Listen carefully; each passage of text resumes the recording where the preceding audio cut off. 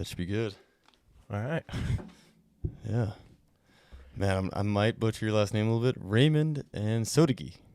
Is that Exactly. right? That's exactly it. Oh, that's awesome. So welcome to another episode of the Lookout Podcast. My guest today is Raymond Ansotegui. I feel like I'm not quite saying that right. Is that it? It's Ansotegui. Ansotegui. Yep. Man, I mean, that's a very unique name. I've never met another Ansotegui in my entire life. There's not many Basque people with that last name in the United States. That's what it's Basque, huh? Yeah, or Basque. So Basque. my relatives came over to herd sheep and very quickly figured out that beef was a better industry. And tended to not stay in the sheep herding and actually start raising beef in Nevada. Oh, really? In Nevada, huh? Yep. Oh, no way. And then your folks moved to Montana and started ranching here? Yep, they moved here actually for my dad to he was working for ABS, American Breeder Service. Oh, really? Selling bull semen. Really? And teaching artificial insemination class. Holy cow. And they were actually going to go back because he was just on the road too much and didn't get to see my sister and I. So yeah. they had a 1-year position open at Montana State to teach a class, but mostly they needed a ranch manager for the program. And At MSU? at MSU, and gotcha. he could cowboy, and that's what he was. And so he signed a 1-year, one-time contract, and 33 years later, he retired. Wow, so, yeah, he taught animal science to, I don't know how many tens of thousands of students. Yeah. Back when Bozeman was like a huge ag town, man. Yeah. Yeah, that was I don't know, golden years. You know? For sure. Yeah, Bozeman, man. Like, I mean, Bozeman still got its own flavor, but it's different. It's not the same Bozeman we grew up with. Yeah, no, not at all. And even me, you know, like, I mean, I'm not that I'm that much younger than you, but like, yeah, and which is sad for me because I didn't get to enjoy it like you and my uncle and all the other people I know got to enjoy small Bozeman, small ag town Bozeman. Yeah, it was a good place. Yeah, and I grew up in Livingston, and so he did the commute. So oh, really? We back before everyone got pushed into Livingston. Yeah, they did it by choice, and it was a great place to grow up in, you know, Livingston, Montana, and there was fishing and hiking and gorgeous tons of wind. Yeah, lots of lots wind. of wind. Don't come. Yeah. Like, I think a lot of people are like, oh, it's just like a Bozeman suburb. But it's like, well, give it some time. You know, like it'll test you for sure, man. Well, I think they originally wanted to put MSU in Livingston, and oh, really? Didn't take it. I think part of it had to do with it was freaking windy. Oh man, you know? I experienced that one time, and I want to say like I was in my flatbed Dodge, old '92 Cummins, you know, like do the things like held together with like duct tape and bubble gum. Yeah, and I got it for $3,000 in Minnesota, and we're picking up on the way back from the in-laws. You know, we went to Illinois, so I drove it from Minnesota to Illinois. Replace a radiator. Barely made it to Illinois. I'm like, it's fine. Man, it's coming. It'll run forever. Make it back to Livingston. And Bob gets killed in Livingston because the wind. And I've lived here most of my life, and I've never had it where they actually shut down that section of the interstate. You hear it on the news all the time, but like this is the first time I experienced it personally. Yeah. And Autumn was in front of me in her newer Tundra, and I'm like, no, not the Tundra. And then she like swerves and takes a detour through town. And as she swerves, this giant bumper is coming right at me. Like, oh no, not my Dodge. You know. That's exactly. Yeah, that starts at Harvard Flats up there is pretty crazy. And where my wife and I live, Amber, Jean, where we live now, we actually can look out and see when it gets stopped. But shout out to Amber. What an incredible woman she is. Yes, she is. Well, she'll make it on here with you. It'll be fun. I can't wait, man. I'm excited. But yeah, sometimes we always joke like when you can finally see semis in their natural habitat sleeping because they'll just get flipped over and like lay right on their sides on the highway. Natural habitat sleeping. Yeah, that's got to be incredible. I've never seen that, man. It's a strange place. And so the brewery there, Catabatic, that's what the wind is. Yeah. The wind is a Catabatic wind. It's the way it's forced down the canyon. That's so cool, man. And up from Gardner and then wedges through. Oh, south to north, eh? Mm-hmm. Wow. Yeah, it rips from south to north. I guess that's kind of normal winds, I guess, because we get all our winds from living in Stevensville. We get them all coming up from Hamilton, so that makes sense. And then you get the north once in a while in the winter when they're harsh. Yeah, those north winds are harsh. And like I think I'd heard the Catabatic just like, you know, local, but like until that brewery became and Bryce Jones, right, the old owner, he still owns it. I think he. I don't know. I think he sold. Sure. I heard he sold, but he was an ex-jumper, so that's how I ended up there. And that's how I found like Catabatic. Where'd you get that name? You know, and we were stopping by on our way to Miles City. And super nice guy. Cool spot, too. Yeah. Yeah, Livingston's got some cool stuff. It was a good experience of growing up. And terrible town. Don't move there. Yeah, it's a horrible place. Yeah. Writers, artists, railroad, and ranchers. A pretty crazy mix of people to be there. Man. What a cool little like boiling pot, man. Yeah. And then the old like railroad station, just like downtown. Yeah, the depot. So The depot, yeah. Interesting. The guy that the I don't know if it was the architect or I'm pretty sure it's the architect that designed it.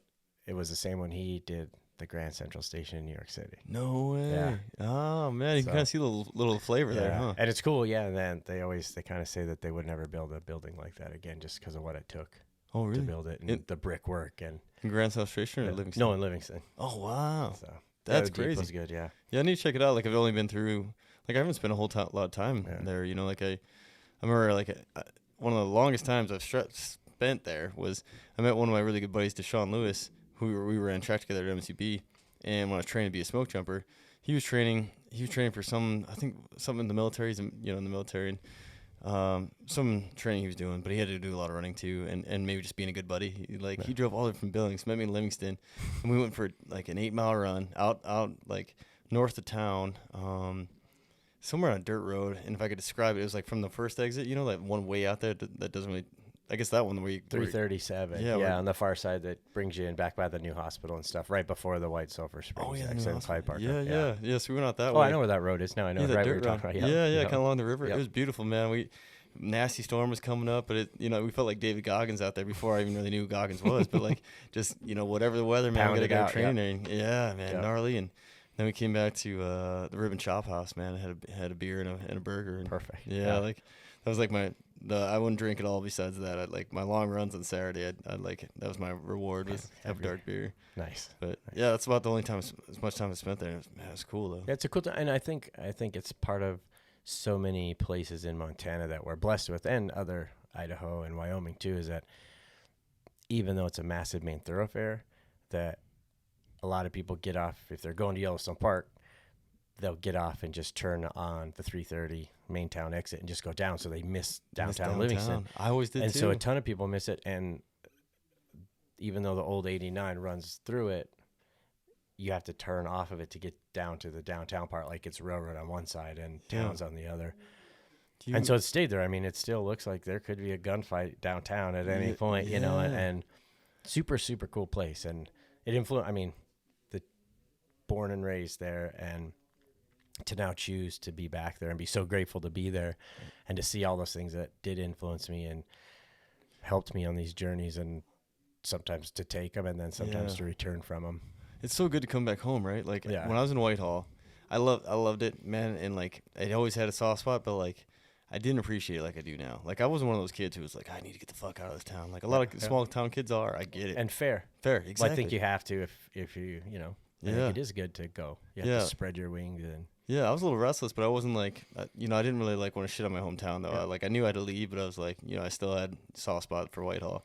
And then now, like at this age, when I go back, it's like, like at first it was a joke, talking to the wife, like Autumn, I was like, maybe, the folks might move, we could maybe buy their place. Yeah. I'm not living in Whitehall, because it's got the wind too, it's super windy.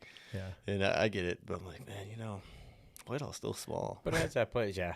But and you guys are in, it's kind of the same, but you're in a similar community than kind of what you grew up in. Yeah. And I think a lot of us are drawn back to that the connectivity of small humanity and community and like knowing everybody. Yeah, and sometimes it sucks, but it also kind of kept you on the straight and narrow a little, And when I finished in Bozeman, got my bachelor's there, and I took off and like I was like, I will be back. But I really thought I would move back to Bozeman, but that was the Bozeman that we were talked about at the beginning here. And man, with a ski bum, it was like such a cool like ski bum ag town, man. Like it was a dream, Yeah, for sure. And when I eventually did make it back, I first just wanted to move back to Montana and kind of ground base and figure out where I was going to go. And yeah, totally. Once I got back to Livingston, and I just was like, I don't want to go back to Bozeman.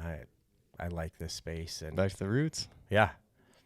And funny now, our joke at our house is, how am I going to be the mayor if I don't go to the grocery store every day and make sure I keep in connection with the town? But I do. I love going, and I love to cook, and I love going to the grocery store and getting what I want. And that part of, I hang out with the butcher, ask him, what about, checking on what's the best one that I can get today, or but seeing, sometimes 10 or 15 people that from your high school English teacher to someone that you've climbed with or you've been on some sort of adventure with, and there's something in that that story and connectivity that we have with humans and the people that we're around. And that connection, man. Like I said, like small town teachers are almost like a second parent, like at the good ones. For sure. Yeah, we lost a really good one a few years back, Mr. McCrossan. Mr. McCrossan was just, he knew you, he knew your family, he took time, and really inspired, man, and and really spoke to like the more ADD wild kids like me, like that went a long way. Helped with it, it's funny because Mrs. Paul, actually awesome, and she told me she's still teaching.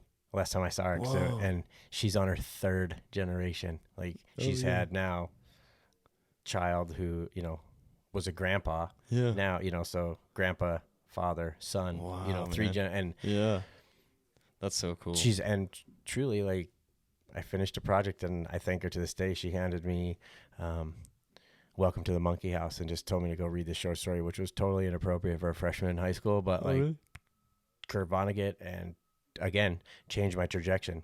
This woman who was there to teach me creative writing and saw that I loved something and started me on a path that I read now tons. And I, not voracious reader, but I read a lot. And I just, those are some of those things that come from that special, that man. Carry. And, and you get to run into her in the grocery store and just be like, it's so awesome to see that. And it's hard to put that in words of like the warm connection, like that recognition of the teacher who actually cares about you. Cause you can tell, kids can tell, like if you care about kids, like, and that's, I think what makes it, separates the good from the bad is just caring, like you don't have to be the best teacher in the world, but if you care, like maybe spend a little extra time, especially with the kids who aren't going to be already the valedictorian, those kids don't really need help, you can help them, but like the ones that do need help are the ones that I think were more like me, and it gives you a belief in yourself too. And I think, that you have a story that's yours, that it's not a story yet, but it's your story and you're going to make it. And the people that help you. I'm lucky enough to go up to MSU still, and I go every year for a class and teach just one class of the semester for this senior level soil class. Yeah, I think I called you right after. Yeah. And I don't talk about soil. I mean, a little tiny bit maybe, but like they're just finishing their degrees. Like they're fresher and more in tune with soil physics, soil chemistry, all that stuff. Like I can't teach them that now, but I can talk to them about the stuff that they don't teach them in school, the safety part, equipment, and being a good human to your fellow coworker. And to me, that's hopefully one of those students gets that inspiration that says, I'm on the right path and I can do this, or I want to be like that, Yeah, absolutely, man. Yeah. For sure. It's that small town stuff's so powerful too. Like I was gonna say earlier too, like the annoying part, like you were kind of touched on earlier, was like for me the annoying part was that I couldn't do anything in town. I mean, if I was even speeding through town, like not even bad, like and then someone caught me, and like reported home or something, I was like, I get home. Like, the report was there before you got home. It wasn't the next day. You already knew before you got home. Yeah, for exactly, man. And if I saw somebody who I knew would report home, it was like, I knew it was coming before I even got home. And I, we live far enough out of town where it was a bit of a drive. So it was like, they had time to have the punishment planned out for you. And I had time to think about it too. And I was like, oh God, I'm not gonna be able to get away with this. Yeah. Well, I think that part too. It's like us on the downhill side of you. That it might be. We might be stilted. We're going to the water. Yeah. That other small part, and I, maybe it happens everywhere, but you and I don't know, because I didn't have, that wasn't my story that I was living at that point. Mine is a small town, but to really see how many people in those small towns are more, they're not judging you and like, always the negative, like they want to see you succeed. Yeah. That you have that support and that they check on you. And the last time they saw you was 2 years ago, and you were on, as my short term, it's either 10 minutes or 10 years, but those are the only two focus points I can seem to hold. And, they're like, oh, are you still doing this? And you're like, no, but I'm raising worms. I'm going to get my master's degree raising worms. Like they should have asked me that in kindergarten. I could have bypassed high school and everything and just been like, yeah, let's just give this kid worms and see if he can fix some disturbance. And but seeing those changes in that they get to live vicariously through you. Totally. And hopefully for the good. Yeah. You know? That's what kind of drew me to teaching a little bit. And I mean, it's cool that you get to do it and talk to those students and just like give them I mean, it's like, you know, it sounds like you're kind of giving them a little heads up on like, you know, all the knowledge you got was super important and you're going to need it, but this is some other tools for your toolbox, like going forward, right? I mean, it's kind of what, am I getting it right? Yeah. Because I mean, honestly, that program at MSU, they're coming out so prepared. Yeah. Scientifically. Yeah. Research wise. But the other stuff, you know, you're going to be a manager because you have a degree, but you don't know how to drive a tractor. You don't know how to calibrate a seeder.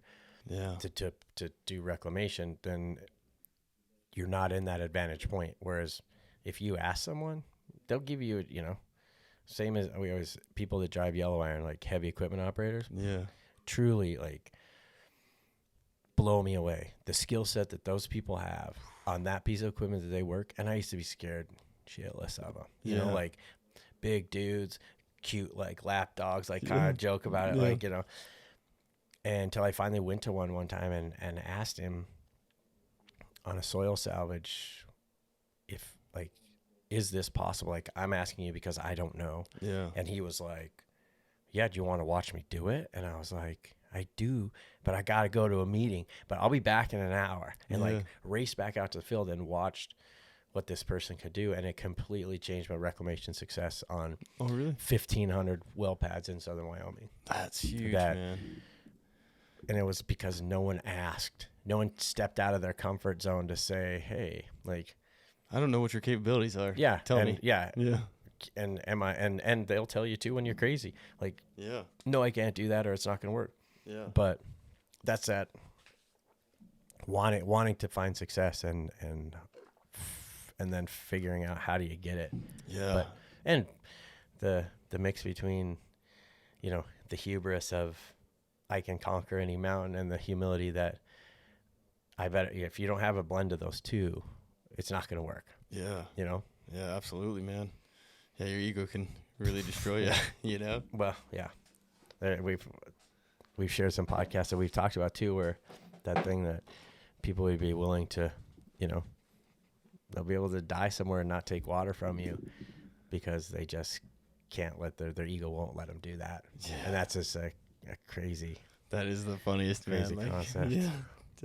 Just the way that, you know, that podcast where he says that, man, is hilarious. Yeah. It may have been like 3 a.m. driving through the night. I know.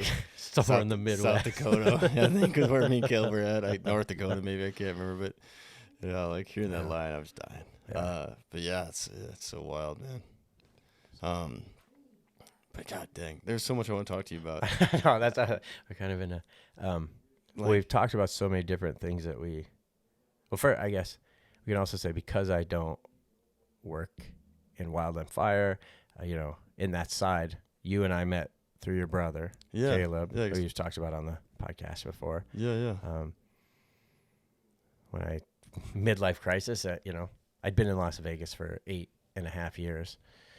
Doing reclamation on the Nevada test site. Yeah, see, like I was gonna ask this earlier because I knew you'd spent time in Vegas and stuff, and I guess to kind of catch folks up who might be watching this, who are hopefully watching this, we just came out of the sauna that my great grandfather built back in like 1960 something. Awesome. Yeah, and like we're just doing a cold plunge in the Missouri River, and back in the sauna, and then me and Ray went and hung out and just kind of air dried and kind of just talked about some life stuff, and came back in here and kind of dancing around Vegas a little bit, and the original story I knew from when I first met you from Vegas is having the handcuff steering wheel on a Volkswagen bug. Yeah, I bought a Volkswagen Beetle, 73 Beetle, Super Beetle, coolest car, but it had awesome.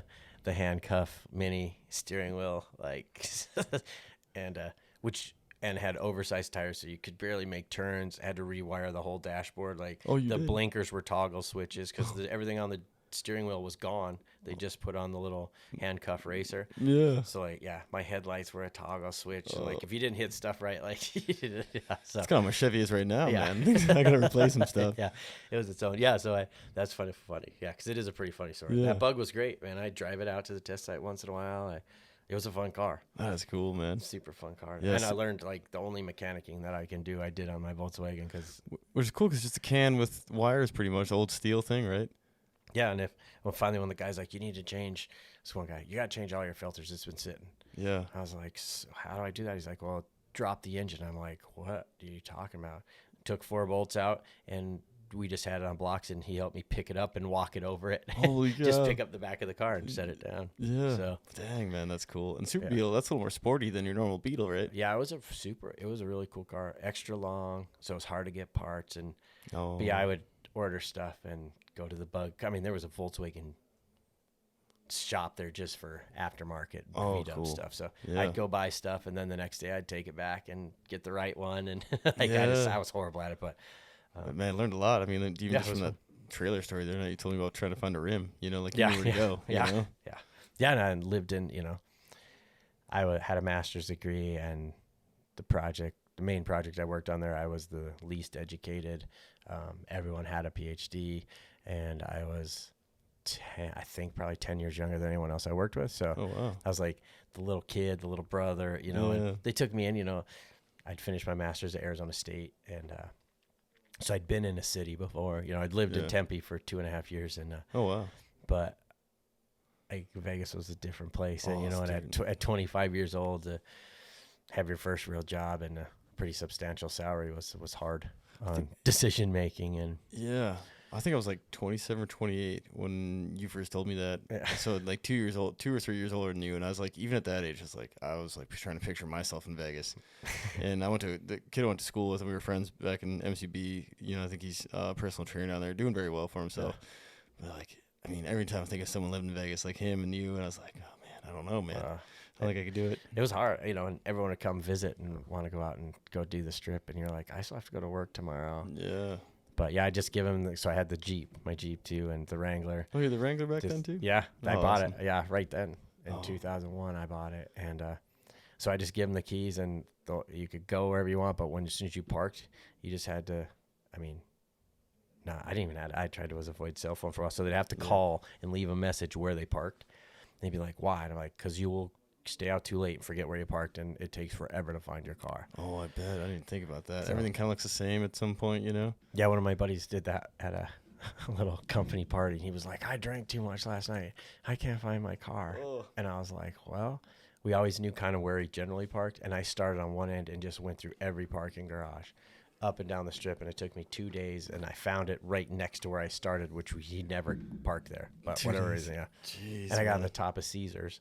Really? Elton John gets out the concert, and so I'm stuck behind traffic. It took me 4.5 hours to get out of the top for the Caesars parking garage. Just that alone. So, and that kind of sums up my whole, I met some great friends there.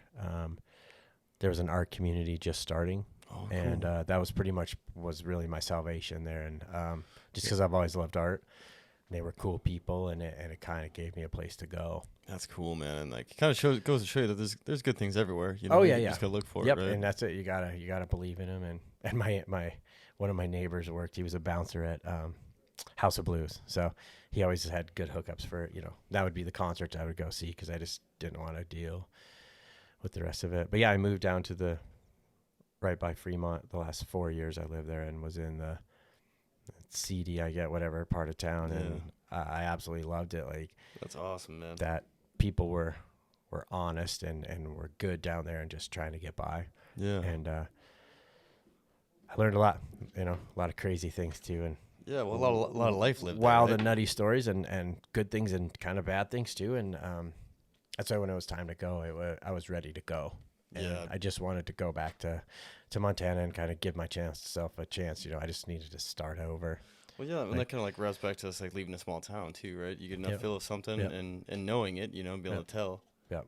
And knowing other things, like I had this stupid light, and we were looking for a light for this podcast. Nice. And I got this string light right here. Yeah. Look at this thing. Oh, nice, fancy. Ooh, Yeah, we could have totally used so this high thing. tech. I could have just like laid it around here. Yeah. Anyways. Mood lighting. Yeah. We just took the lampshades off. Yeah. I gotta take a picture of this so people can see what we're talking about. High end Yeah. production. It's one small lamp and one tall one with just a bulb. Yeah. Looks kind of cool though. But yeah, so like that's kind of. I don't know how to approach it because, and I think I talked to you about this before. And I know I talked to Caleb about it, and pretty much anyone who knows you, like, you have such a thick past, man, and like just so much cool stuff you've done. I mean, even probably the last 10 years or so, like, and I mean, I don't even know how to like tease it all out in a way that like shows you in the light that you deserve. Does that make sense? Well, thanks. I'm honored that you think of it that way. Oh, absolutely. Well, anyone who knows you thinks of it that way. You know, like you have a great story, and I don't want to be the guy who wrecks it. Doesn't tell it right. No, and I think that's the part is that it's the story that each of us has, and it's then what do you do with it when it's happening, and how do you choose? Like, bad decisions make good things in the long run, and so do good ones can turn into bad. And I think that part of that is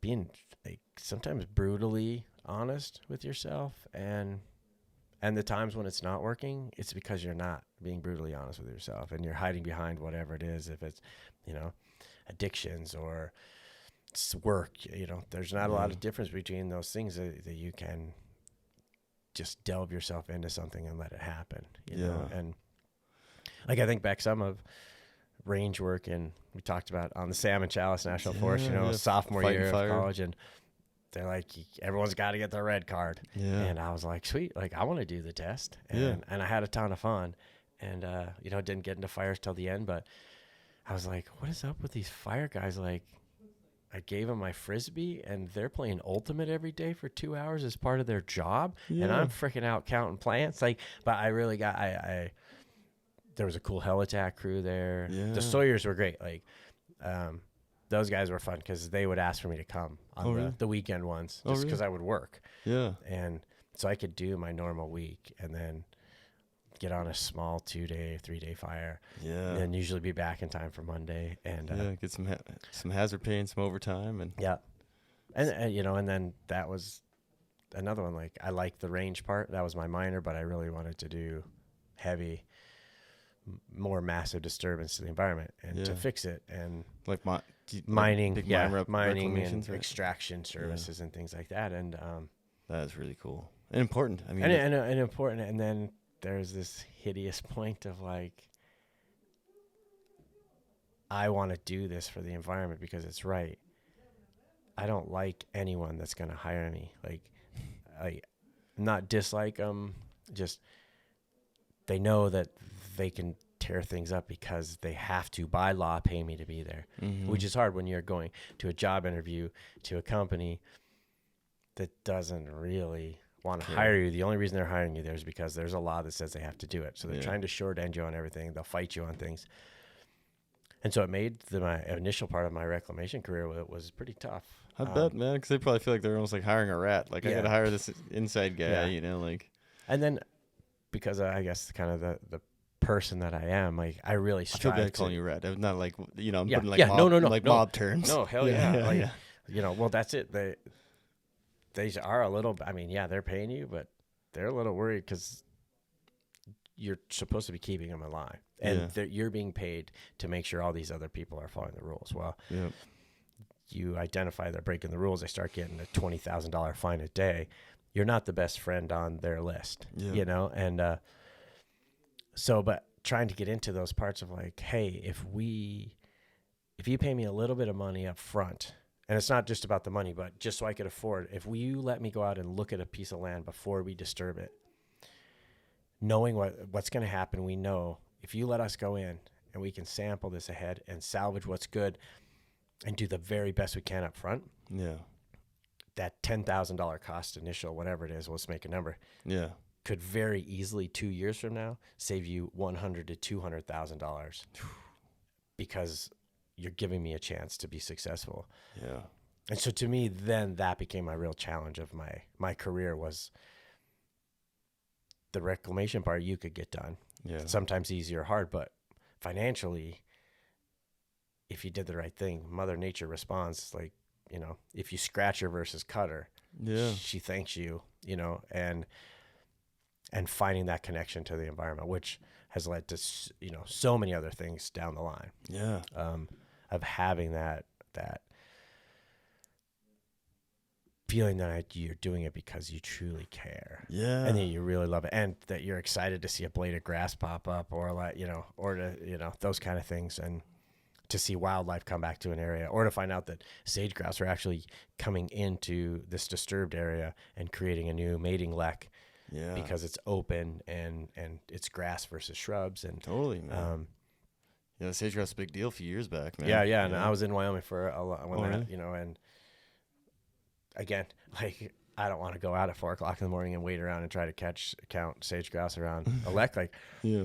But the wildlife biologists and especially habitat specialists, like, they're not just looking at the animals, they're out there to see what plants are there. And so it's that community, what's connecting to what, and how does it all work? And so that, those are things I think in the long run are so, again, rewarding for all of us. And it just happened to be that I got to make a career out of it. That is cool, man.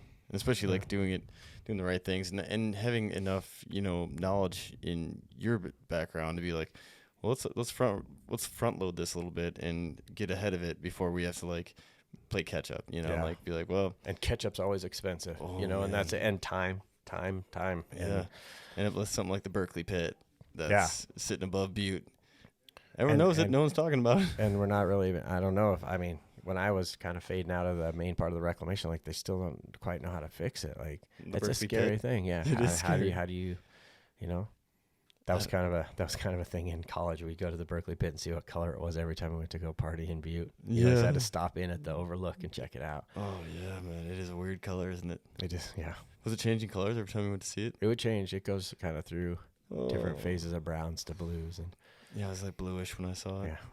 Yeah. And it's weird because they got like an observation thing. Like, come check this out. Come check out. You know, like, look at what we did. Exactly. This big toxic hole. Yeah. It's like, oh, you look over it and you're just like, it doesn't even feel right. You know, it's not like you're looking. Well, it's huge. Yeah. I mean, it's kind of unfathomable space of like, it's a mile across that thing. Yeah, you know, that's nuts, man.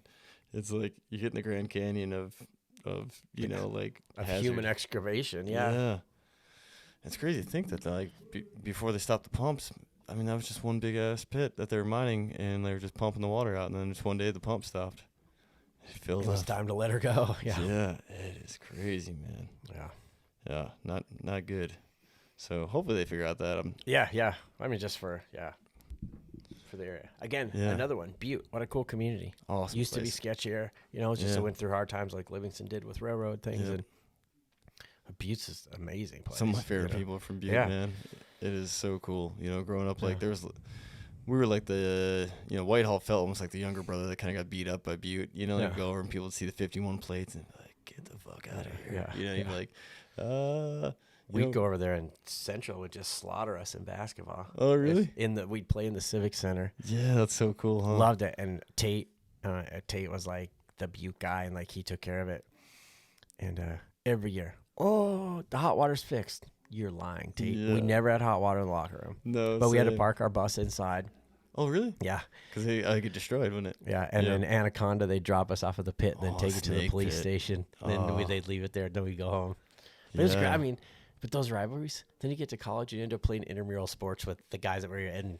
Yeah, and someone became really good friends. Creating a bond, yeah. Like, I mean, some of the, you know, in small sports, especially in Montana, you know, like Class B, you know everybody. Like Greg Shank, you know, was on a trip with us. Like, we talked earlier about, he was from Ennis, I'm from Whitehall. You know, like, there was a bit of a rivalry there. We weren't, like, the big rivals, but it's still, like, that's your opponent. Oh, yeah. But, like, all those guys, man, from his class, I became really good buddies with afterwards because you kind of bond in college. Like, you know, you end up at a party or whatever, or intramural, like you said, whatever it might be. When you have kind of that you both were on, I mean, you're on some sort of a warrior path at that point, and just because you were on the other side of the battlefield doesn't mean your thoughts and your processes don't jive together. Yeah, you know? Absolutely, man. Yeah, so that's super cool, and that's nice, like looping back to the small town theme that we're kind of rolling in is like that's one of the big benefits, man. Is like, you know, those guys, you know, like you played against them a long time, you know, sometimes since you were kids, you know, and you may hate each other in high school, which man, everybody on those other teams, man, they were my rivals, and then it was kind of cool. As soon as like we graduated high school, man, or even when that sport was over, like when football was over, all of a sudden like I started to kind of get to know those guys, and it was like, oh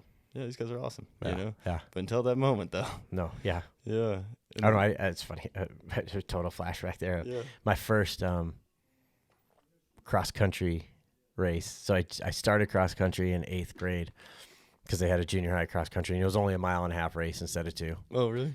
And Buttes was brutal later that year because they make you run up Heartbreak Hill, and that's how you had to finish. Just put your head down. Oh, but so my first race was, dates me, 89. Yellowstone's on fire. It's like it's red, like it's so smoked out you can't breathe. Yeah. And we get there, and they're like, "Well, we're not sure if we're gonna run the races, but if people don't want to run, it's fine." So all the other teams, I got up, got on the line. I was the only kid from Livingston, and then I was between the Abzaliga kids, the Crow, and the Sioux. Really? I was the only kid that wasn't native that ran the race at Little Bighorn.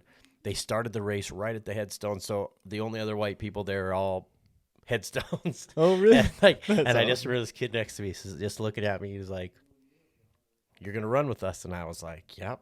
And I ran the race.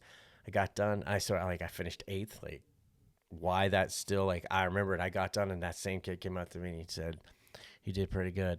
And that's cool. I raced cross country against him on different teams, but then ended up all the way through high school, and we still went and did things in college, and we ran together in college. That's cool, man. And I look back at those, and like I think he was one of those people that I learned about, like the so much the warrior, whatever it is, but being the true human and believing and going for what you're going for. Yeah. And but yeah, it's one of those people that, you know, if I saw him today in a heartbeat, you know, it'd be like all that stuff comes back. Yeah. And but there's so many of those people that come through and that we've grown and developed with that help you along. You know, the steel sharpens steel. Steel sharpens steel. You know, and the folding, you fold your steel and you get stronger. As they make a samurai sword, they fold it and fold it and fold it. And absolutely, man. I always get worried to lose those people. You know, like they seem to come up more, but like as I get older, not like passing away, dying, or moving away even. Just everyone's got families, everyone's busy, so you don't see them as much. Complacency starts to happen too, and where they're not keeping to that path anymore. You know, they're finding like sometimes it gets easy to get comfortable. You know, it gets comfortable, get complacent, but yeah, again, you also don't see them. Yeah. And keeping up and seeing where they are on their path too. That our paths do change. That you know. I know I get like worried, like, you know, classmates and stuff. I'm like, man, I haven't seen that person in forever. You know, hopefully they're doing all right. You know. So there's the one good I think of. I mean, there's probably others, but the social media thing has helped with like. There's some classmates and people that I grew up with that it means a lot for me to keep in touch with. Yeah. And that's one easy way, like, and that I've been able to reconnect and then take it to whatever level it's going to go to. But yeah, totally, man. But again, it comes back to community and like whether you let social media run your life and you're worried about how good your selfie looks, or you're keeping your connection in that and sharing your story of where you are, the true story. Yeah, if you choose to share that, but you know, the filtered version. Yeah. No, I'm with you. No filter or the filtered, but the filtered, non-filtered. Yeah, I think that's one of those things that I really cherish. Yeah, and well, like yours and Amber's, you know, like Instagram, Caleb's, you know, and Autumn's and everybody else and that's one good thing. I had been off social media for a long time. Yeah, like, you know, just because it wasn't benefiting me, you know, and then I was going for jobs like the Great Falls Fire Department, and I didn't want anything hanging up there. You know, like I was like, get rid of it all. I don't need it. And life is better. So like right now I just have Instagram for this. Yeah. But I will never do my personal one again. Yeah, no, and that's funny, that class that I go to at MSU, I always tell them that. And I mean, I always think I'm like, everyone knows this by now. I've been saying it for 10 years in these classes, but you know, I don't care if you have a 3.9 GPA and you've done great and everything, and then guess what? When I'm hiring people, or when I used to be hiring a ton of students for summer internships, I'm gonna snoop, Yeah, and exactly. everyone else is gonna too. And Yeah. if your profile picture is you with an empty beer box on your head, riding a cardboard box down a set of stairs, Drinking a beer out of a boot. yep.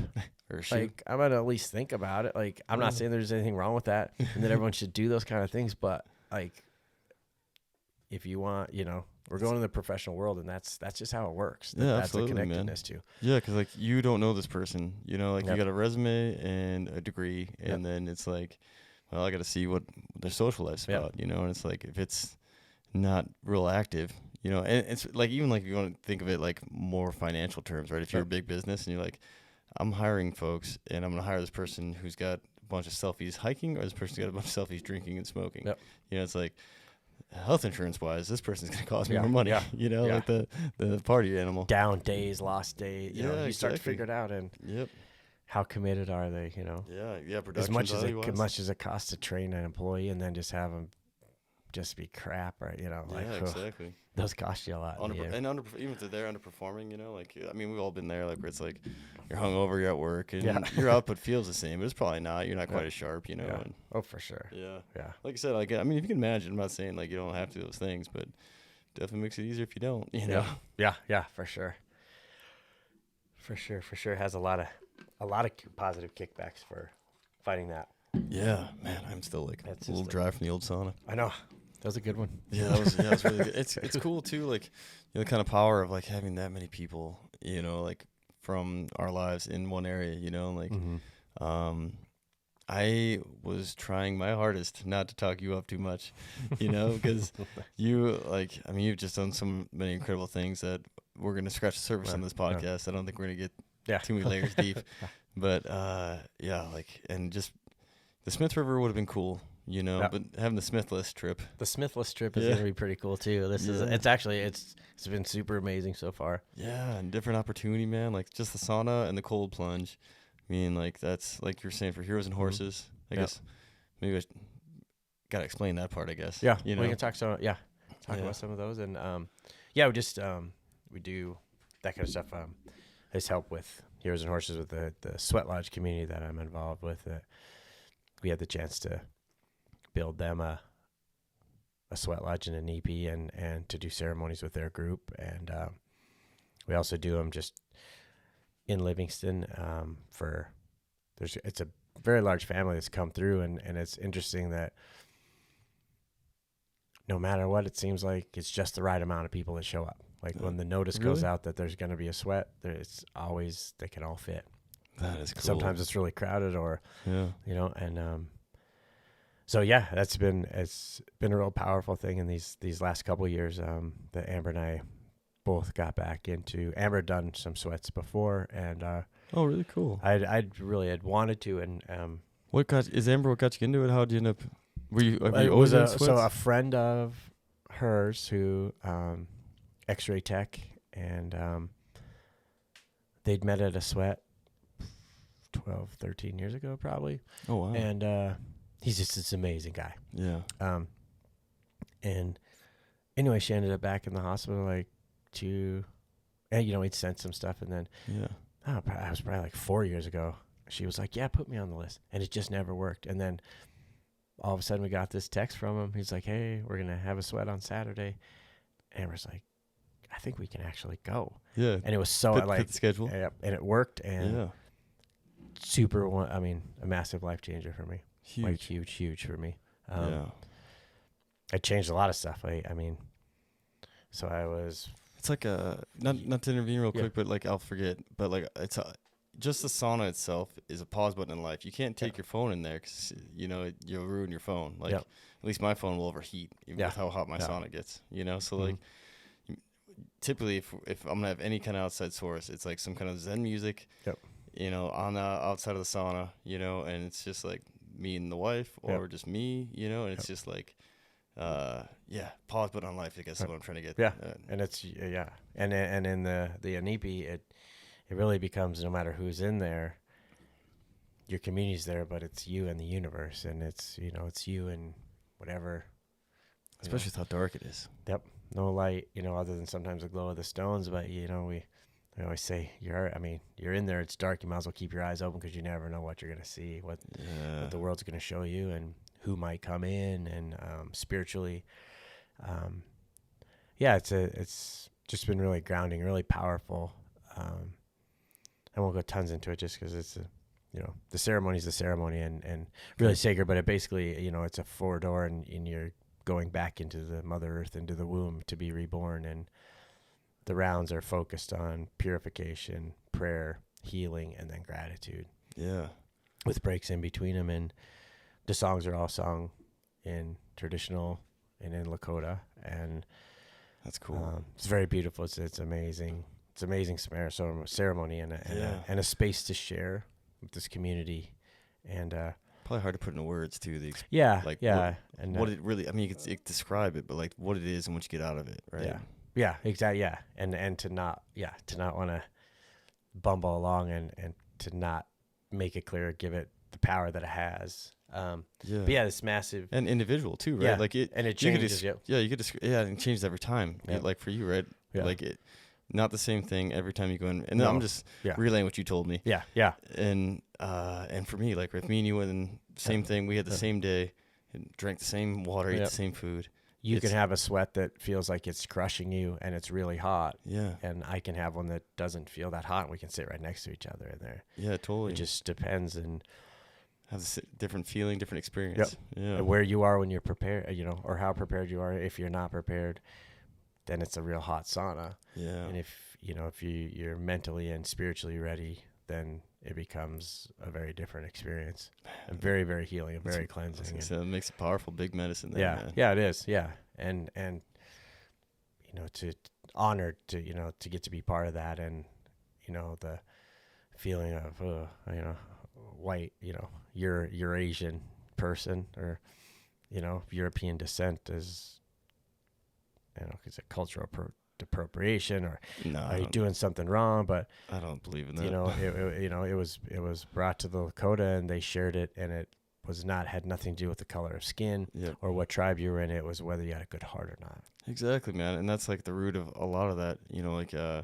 Joe Rogan's talking about in his podcast, and he had someone, I think did some Native American studies, who was like a white person, but they talked about like how many people escaped the colonies to go live with the tribes because of the lifestyle. Yeah. And they weren't shunned, they were brought in, you know? And very much. Yeah. And you feel that in, and the reason why I said I don't believe in it is because, I'm an eighth Nez Perce Indian, so like my culture, I didn't grow up on the res, but, I don't know, part Native. So like I grew up more on the white side of town, I guess, like but your whole family, you guys are all very connected to nature and your surrounding and the gratitude for the simple things you get to see every day. Yeah.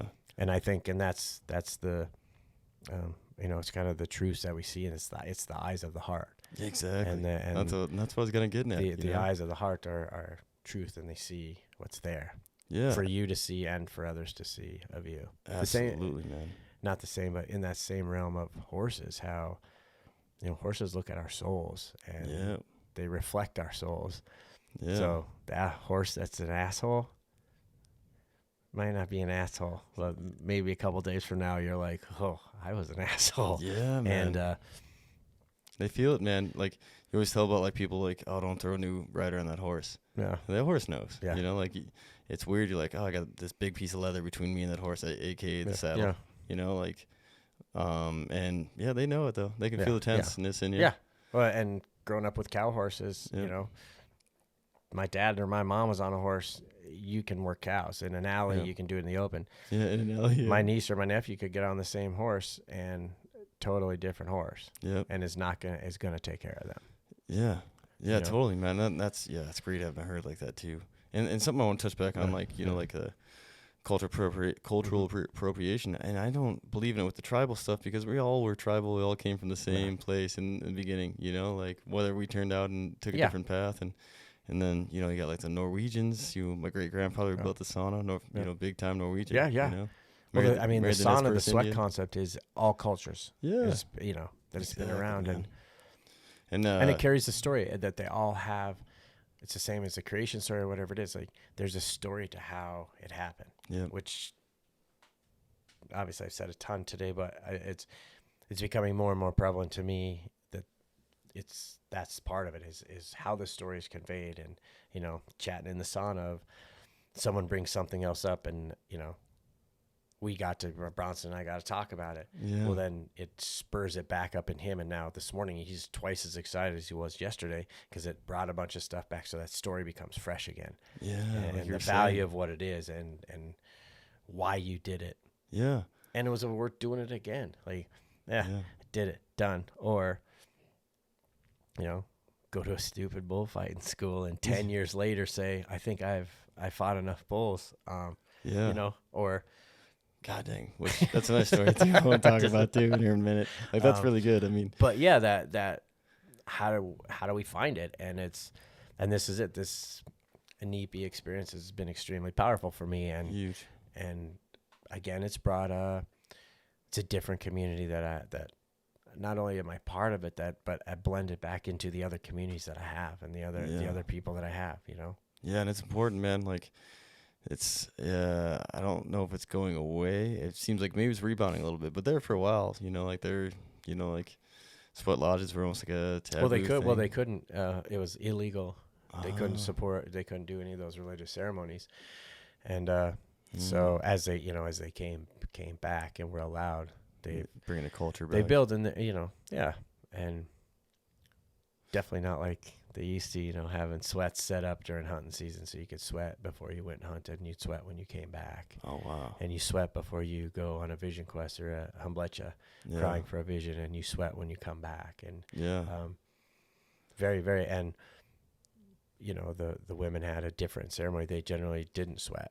Oh, really? And because they had their moon cycle, which was sacred and was treated as it should be for their ability to create. And so basically they had ceremonies like that. That is so sacred.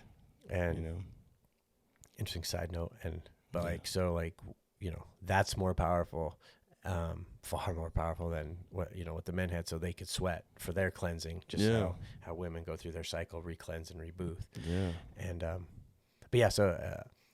those kind of things, and you see that we also adjust with time, and that those things kind of flex and ebb and flow. Sometimes they work, sometimes they don't, but that's part of us going through this process. Absolutely, man. And then like that, and leaving it like, not one person can do it. It's like open, like that, like having that opening, and especially like with the Heroes and Horses, like that is helping veterans. People don't know it's worth a look. Go check out Jocko Willing's podcast with Micah Fink. Number 317. Yeah. It's like, was it 4 or 5 hours? Yeah, it's like 4 hours. It's amazing. The whole time, like, I've listened to it pretty much 2 times through, and it is worth it, man. I'm telling you. Anyone who listens to this, I really, really. It really. My connection to it is very, is very small. Just that I get to help be part of these ceremonies and drum and sing, and it's pretty amazing to do that. And the rest of what they're doing, Mike is, they're cold plunging, they're sauning, they're Wim Hof, they're working out, they're training horses. It's time and pressure, as Micah says, and it's 41 days that these people get to be there and transform their lives. And again, it's finding that change, finding your community, and finding who you are. Yeah. And that finding purpose. Who you are today is not who you were yesterday or tomorrow, and it's how you choose, and that's it. And your purpose doesn't control you, but it helps keep you to the path for now. Yeah. And I believe my purpose has changed a ton in my life, and that it doesn't have to be the same, which is not always easy to swallow either. When, I was on a pretty solid career path of that's pretty casual like existence. By now, I would be making more than enough money, and would be doing an office job and running crews, and I don't know if I would. I might disagree with you. I think at that point you're just fucking dying. Yeah, and you're doing it really comfortably, and you're not. Yeah, you've even stepped away from that. You're to a point where it's not. It's not feeding you anymore. No, when it's not feeding you, you need to do something. I feel like I've seen that my whole life through, man. Whether it was like adults in my life, when I was a kid, and friends now maybe that just like are doing that, where like dying is probably a better term than Yeah. existing. Yeah, But I just feel like, yeah. because it's true. Like at first, I fired up, right? Like I got my whether it be like got my professional job, got my degree, got my whatever, earned it. Yeah, and that's awesome. And you put in the work, and it is exciting. It should be celebrated. Yeah. But then all of a sudden, it's like then you stop getting after it. Everybody like said, steel sharpens steel. Or the grind sharpens the axe. I think Jock always says like. Yeah. It's 100% true, and you stop grinding when you get comfortable, and then like you're just dying slowly, I guess, Yeah, but comfortably doing it, like comfortably slow. Yeah, your bills slow death. Your bills are paid. You're driving a nice vehicle. Yeah, and Amber and I have made some choices in the last couple of years that financially are very different, and but.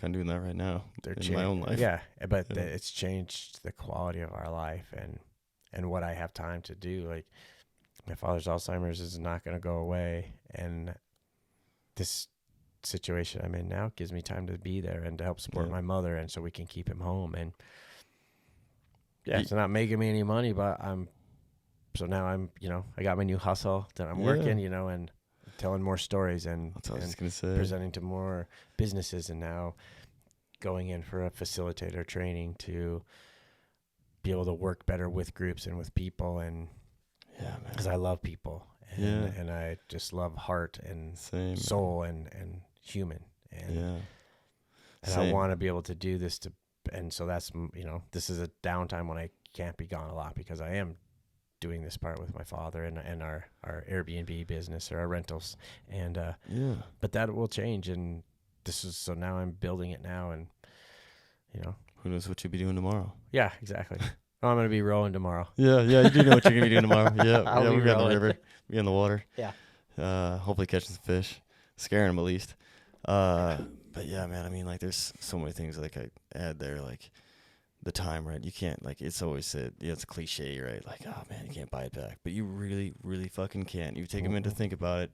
Time is going by so fast. I'm 36, man. Like, I don't know where the time went. Starting to pick up pace. Don't worry, it's starting to roll faster. It will, man. And like you said, like being there for your mom and your dad, and like I don't know exactly how his Alzheimer's is, but being able to be there for like the good days, you know, and the bad, but like especially those good days. Like if you were out like in the Bakken or whatever, when you're working and like, like you just call, check in with your mom or something, and he's like, oh, he's having a great day today. You'd be like, fuck, man. Like I wish I was there for that. You miss it, yeah.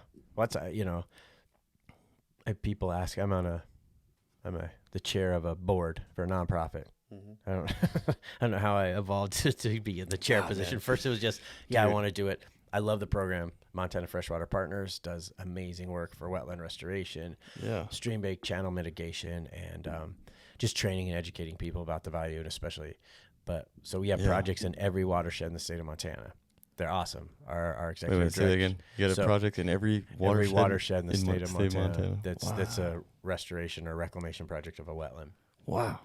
That's huge. And, and it's really great. And it's been, they've been around for 10 years, and Wendy Weaver is the executive director, and she's awesome. Thank you, Wendy. I don't know. Thank you, Wendy. And we took a leadership class, like a program through Leadership 49. So it's Park County, Montana, which is 49 on our license plate. And super cool. We went to every community in our county. Cool. And we learned about it. And so anyway, I volunteer for this board. Well, it takes time. And now at the chair position, it takes a little more time. And it means something to me. But the reason I tell you that is that other people ask for things. And like my one, like financially, give the money to the groups that matter, or the people that need it, or what you need. Because even though if it's financially hard on you today, a month from now, you probably are going to be over it, you needed to do something to your car, just frickin' fix it now before more shit goes wrong. And in a month from now, you'll be back in place. But my time is my only non-renewable resource. I don't get it back. Which to me means it's the most valuable. That's the most valuable thing as I have is my time. And how I choose to use it. Totally, man. And being healthy, right? Yeah. And I love watching movies. Maybe cut back on a few movies, read a book, or sit down and write up another story. Like make yourself record a story that you might want to share on a stage somewhere instead of just. I was going to ask you about that. Fading back, make yourself work on that. Or you know? Yeah, totally. And you mentioned writing earlier, and then, there's 12 of us. So there's like a bunch of like conversations going. Yeah. And so the writing is for the stories? Yeah. I always like, even when I was little, I always wanted to write a book. And That's what I was wondering if you're writing a book. yeah, and Not yet? maybe, I don't, it's not on paper. It's not even in the computer, but it would be short stories and, Well, I mean, fictional, like whether it's fiction or not fiction, what stories go or not. But I always wanted to name it Confessions of an Unaltered Altar Boy, because I was a Catholic kid, and I went through a great process. Like, we had cool priests, like no weird shit. It was great. But it all started because some of the funniest stories were being an altar boy in a Catholic school and like serving your first funeral, and like, sure, someone's going to freak out, and if you laugh, someone will stand up and shoot you. Like, oh yeah, you freak out about it. But yeah. So but I love telling stories and most of that, because you have a beautiful voice. Well, thanks. I mean, we should start with that. I've always loved story, and again, it comes back to its community, and traditionally things weren't always written, and it was the story that's passed on. Yeah, when you said a few things about oral, like, the stories like Bronson bringing up, that's the tradition of our ancestors, and the beauty of, there's some stories that are told, traditionally have been told so many times, especially amongst native, tribes in Montana that we know about. Like, these guys can tell stories that the story is the lesson, and they're exact, almost word for word. Yeah. But stories, every time you tell the story, a story changes. And part of it is what causes what synapse to touch in your brain, which sometimes you'll think of something like vivid, like, and then it's like, well, did I just make that up? Or did that really happen? And I've had that for sure. And you're like, oh, or maybe it's just because, I'm working on kind of this, but that part of the story. And then like doing live storytellings, to me, that's like, that's going to be a rush. It is. And it's different. Like, sometimes it's almost the same as the going back to being in the arena to be a rodeo bullfighter. Like, it gets real clear, it gets real slow, feels real clean. But you have 500 people in a park in Missoula a month ago. That's what I was going to ask you, yeah. Wilma had 1,200 people, I think, the night I did a show there. I really wanted to go to that, but I was working. But my story is planned. Yeah. Oh, no. A little pause there. GoPro overheated again. Had to figure out how to manage that. Strange why it's doing it. But Raymond, you were talking about stories, and we were talking about the Wilma and Bonner Park Band Shell. Yeah. Both through Tell Us Something, another podcast you can listen to, but they do live storytellings. And I guess my part of it about telling the story was that no matter, it's an 80% kind of, I know the story because it happened, but no matter who those 1,200 people are, if I do it tomorrow, it's a different 1,200 people. Yeah. And they're going to respond differently. And so the beautiful part of storytelling, and how when you watch people tell stories at a party or a function or anywhere else, like, if they're worried about parts of it, which happens a lot, you stay very regimented. But the part where you connect with someone in the crowd and truly have that connection with them, because I think you care that they're there, when they feed on something or something really strikes them and the crowd, then you let your story adjust to bring that and to magnify it, not just to hold them in the story, but to help them keep them in it and make it, they don't have to, I don't have to be able to see the sound, but but to be able to taste the last story I told. So like, to be able to taste those horrible vegetables that I'm talking about, like, to be able to feel that difference, or the idea of the bear spray going off in a truck and two people sitting outside of a truck with snot and tears running down your face, and be able to paint that picture so they can with you. And so that part, and to me, that's the beautiful part of the story is the story is not just me telling it. The story is us sharing it together. Yeah. And that something clicks from that. And to me, I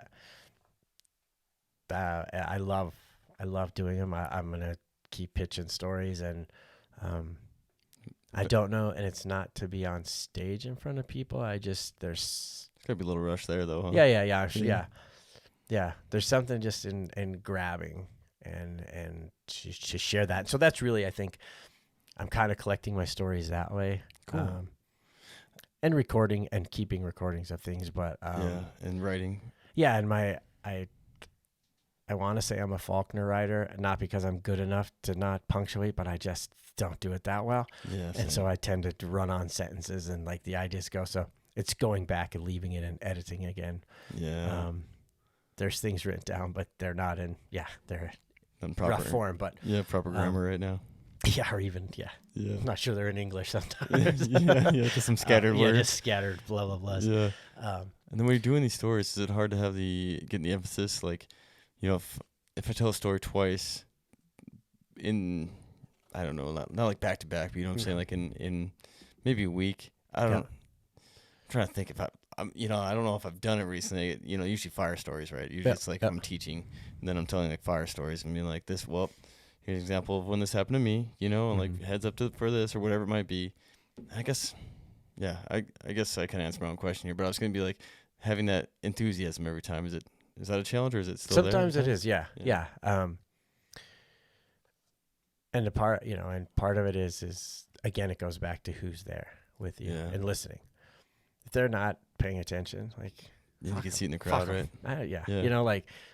And more of like the classroom setting where it's like, well, they're not really listening to this. It's not, or a crowd that, and it's not small or big group because super intimate, super fun because you have 12 people that sort of by guilt have to pay attention because they feel like you'll know if they don't. You can look at them. Yeah, totally. Just call them out. Yeah. But that part of it is if, the enthusiasm of 1,200 people, 500 people, 10 people, it's a different energy of what you do. Yeah. But again, it goes back to being in the rodeo arena, whether there was 10 people at the rodeo I was fighting bulls or 9,000 the day I got to last time I fought bulls when your brother said spoke very kindly about my career. Well, it was an amazing career, man. And like, we didn't even talk about, I don't want to derail you. No. But you started fighting bulls when you were 33, right? Yes. Yeah. Which, if anyone knows anything about rodeo, that's retirement age that's for rodeo. It's time to be done. Yeah.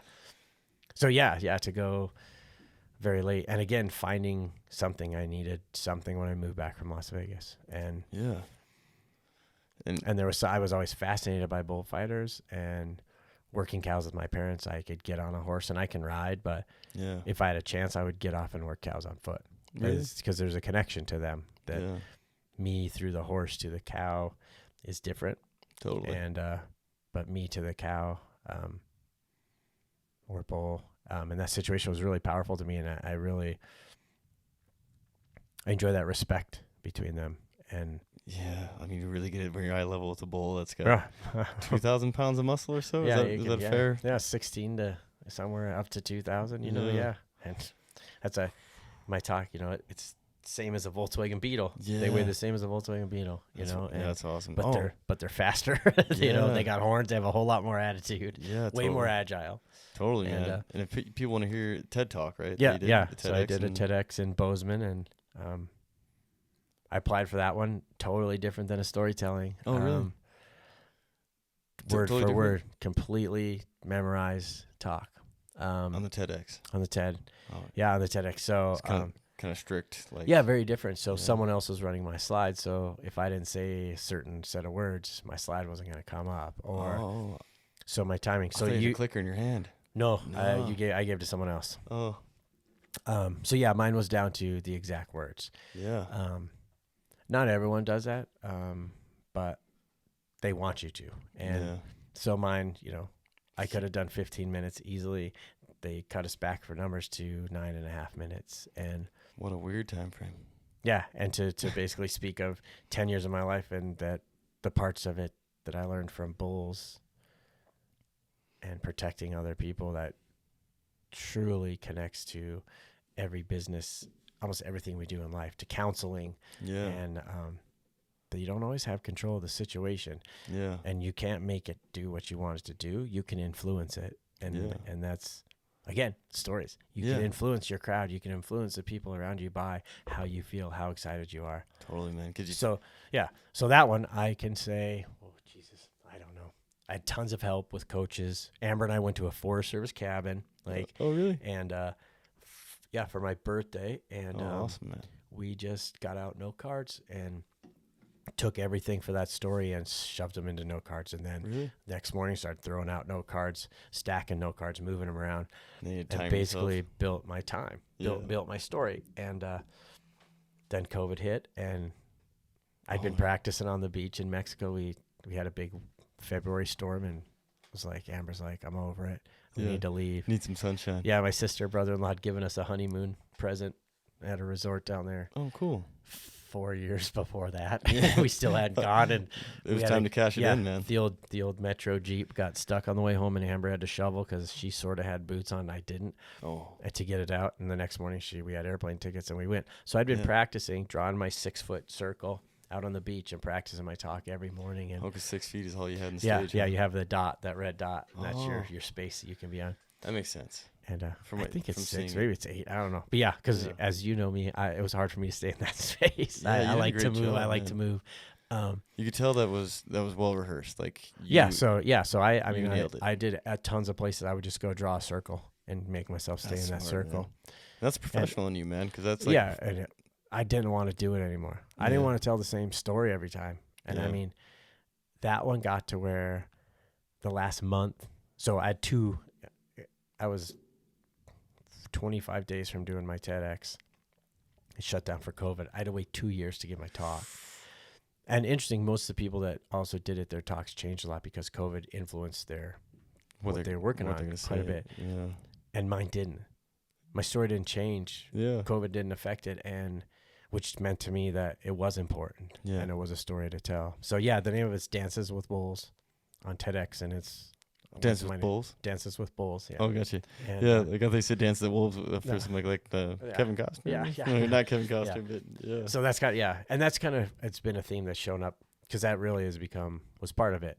Yeah. In that connection with the animals. But so that one was to where. And I check it out. I highly encourage you to take a look. And I think, just to interject real quick, is that you did a great job with the time you had, man. I liked every bit of it, but also just knowing you. Other people probably wouldn't notice this, and I want to get this out there, but knowing you, that just scratches the surface of you and your story. So it's like, to me, it's a great launch pad, man. And that's what I'm hoping. That's kind of where that's what I'm working on, these other things for a career thing, to do this for a while and to be able to share this story. And there's so many other parts of it, like the partnership, of being in there with your brother and knowing that you're going to take care of each other as well as those riders. And there's just so much of life in that arena. Totally, man. And it's complex, and you nail the complexity without making it too complex. Yeah. And without, over talking it, you didn't oversell it either. And I think that you said everything that you could say in that amount of time, and you nailed it. And I think you hopefully open up curiosity for people to be like, wow, that was really well, put. Like, you spoke really well in the way you addressed the subject. Dances with Bulls. That's a great title in itself. And then to kind of just show it, I don't want to say too much that I want people to check it out, but just the way you presented it was amazing. Well, thank you. It was a ton of work, and that's it. My wife helped me a ton. And it shows, man. And coaching. And then, so this last month, it was down to 3 different changes in tense of the tense I use for words. Oh, really? And to where it was just so fine-tuned. Yeah. It's so out of my wheelhouse of comfort. I'm so glad I did it. Yeah. I don't know if I'd want to I don't need talks. That's really hard for me. Yeah. But but again, it never sounded the same. It was, I can start right now and probably give you the exact talk, and it will have different emphasis, but it's because of where I am and as I think it through. And then it was this process of working, and I truly did. On that stage was my best performance. Yeah. It was the best, that the emphasis was where it was supposed to be. The words were where they were supposed to be. and I was in a flow state there, just like being in the arena with the bulls. Like You could it just tell. got real clean, and it felt really good. Yeah, it felt like your mind was in a really clear place because, like you said, there was no stumbles. It was smooth. It was fluid. Your pauses were perfect. Yeah. And To one sentence changed that should have apparently been changed from the beginning because it's awesome now. You changed and it? Like it just came popped out out the of wrong you? way. Yeah. Yeah. 2 sentences came the wrong way, and that's how they should have been the whole time, and they just did it on stage, and just how it worked out. yeah. Dang. So yeah. So that story was, it's a great way to tell it in a not a single point story, which are important to us in our culture, but also the stories that are lessons. Where do we learn our lessons from? And they're the moral of the story is, those are so important. And to see kids, especially with the rodeo stuff, because you have people's attention when there's a picture of you upside down and you're in between a set of horns, and you're looking down at his balls because you're, you get that angle. People have to. They're at least going to listen for a few minutes. So, it's that part of like, truly, 10% of people remember the context. Some remember how you were, and like 70 some to 80 some percent is purely your emphasis and your presence in front of them. That's what they remember. And so telling stories, or in an office meeting, to be present and to say that, like, being present is so important in so many things we do, and it shows that you're there, Yeah, and, that's a good point. Still working on it. Yeah, every day trying to, and that's it. And I think that's what we're all doing, is our goal in the end is that we're working through it, Yeah, all trying to be better people, hopefully. Day to day, and like with the sweat stuff, like going in the sweat lodge, and I'm trying to get more of the cold plunge into my daily routine, or at least weekly. It's really healing, hitting that pause button, man. Super important. Yeah, and the healing's there, and being it's a weird thing for healing, but like to aggressively approach healing. Is kind of what you have to do, and like it's a weird way to say it, but it's very accurate. It doesn't sound right, but I think and then also, one, you got to be willing to fail, and then it comes back the same bulls. It's get back up. Like, shit's gonna go wrong. Yeah, and knowing that you put in the effort that you needed to, and that you're going to. So it makes our relationship so much more powerful. We talked about this earlier too, of you don't just shove stuff off and hope that it passes over with your partner. You deal with it and you speak about it. Like, how do we fix this? And then you come to find out, shit, we don't have to fix anything. We just both needed to be on the same page because we weren't, Yeah, totally. I was still looking at the picture pages and you were reading the chapter. Like, totally. and there was a miscommunication there. Yeah.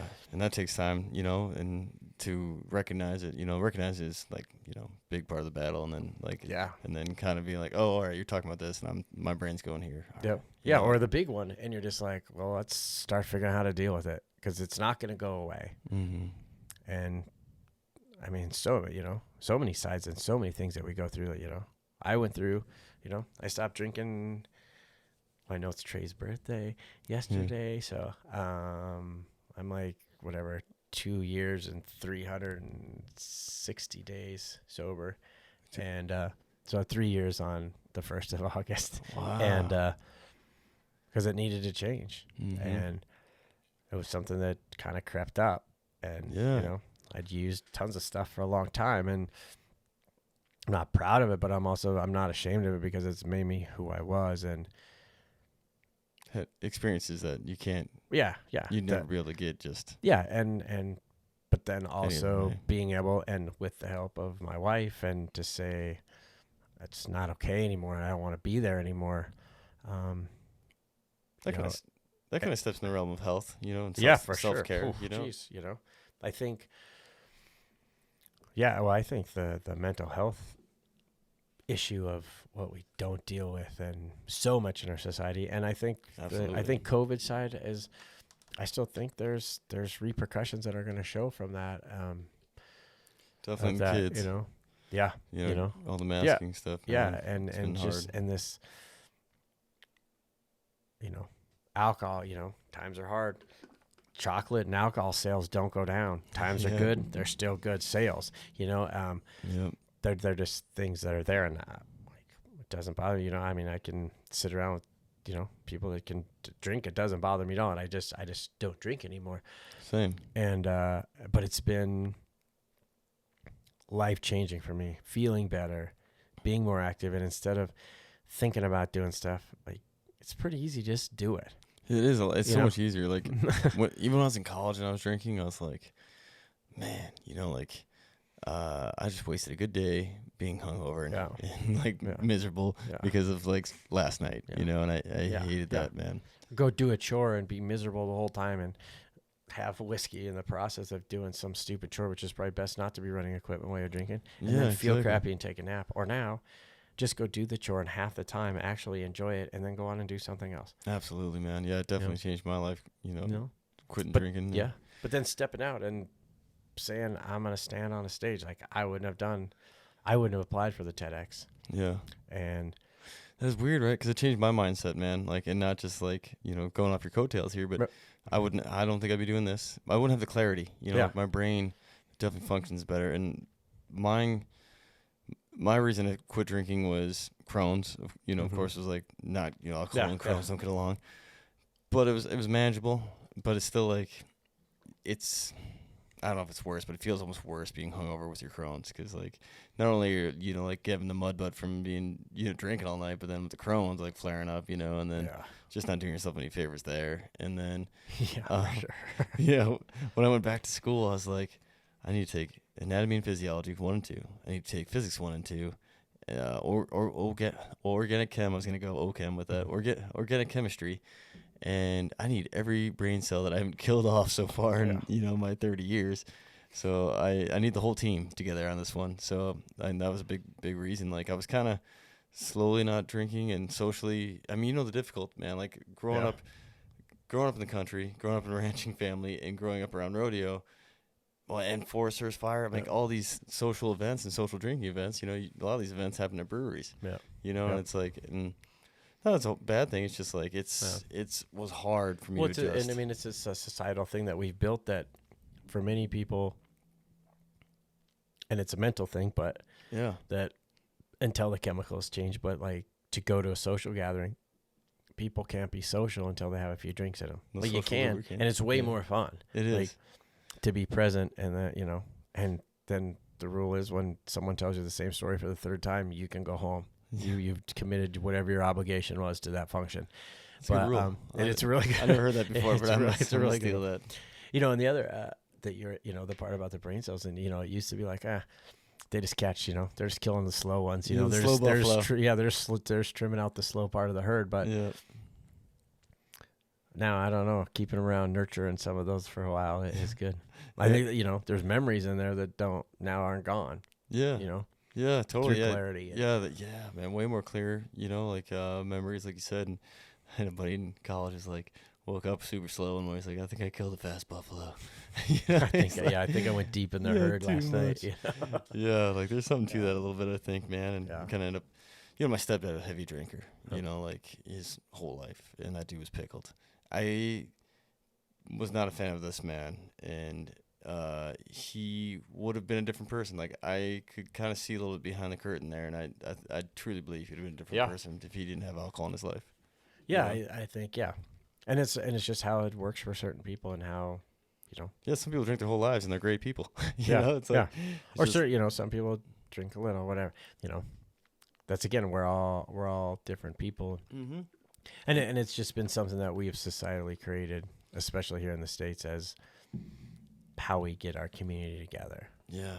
And how people let down their guard, because that's the only way.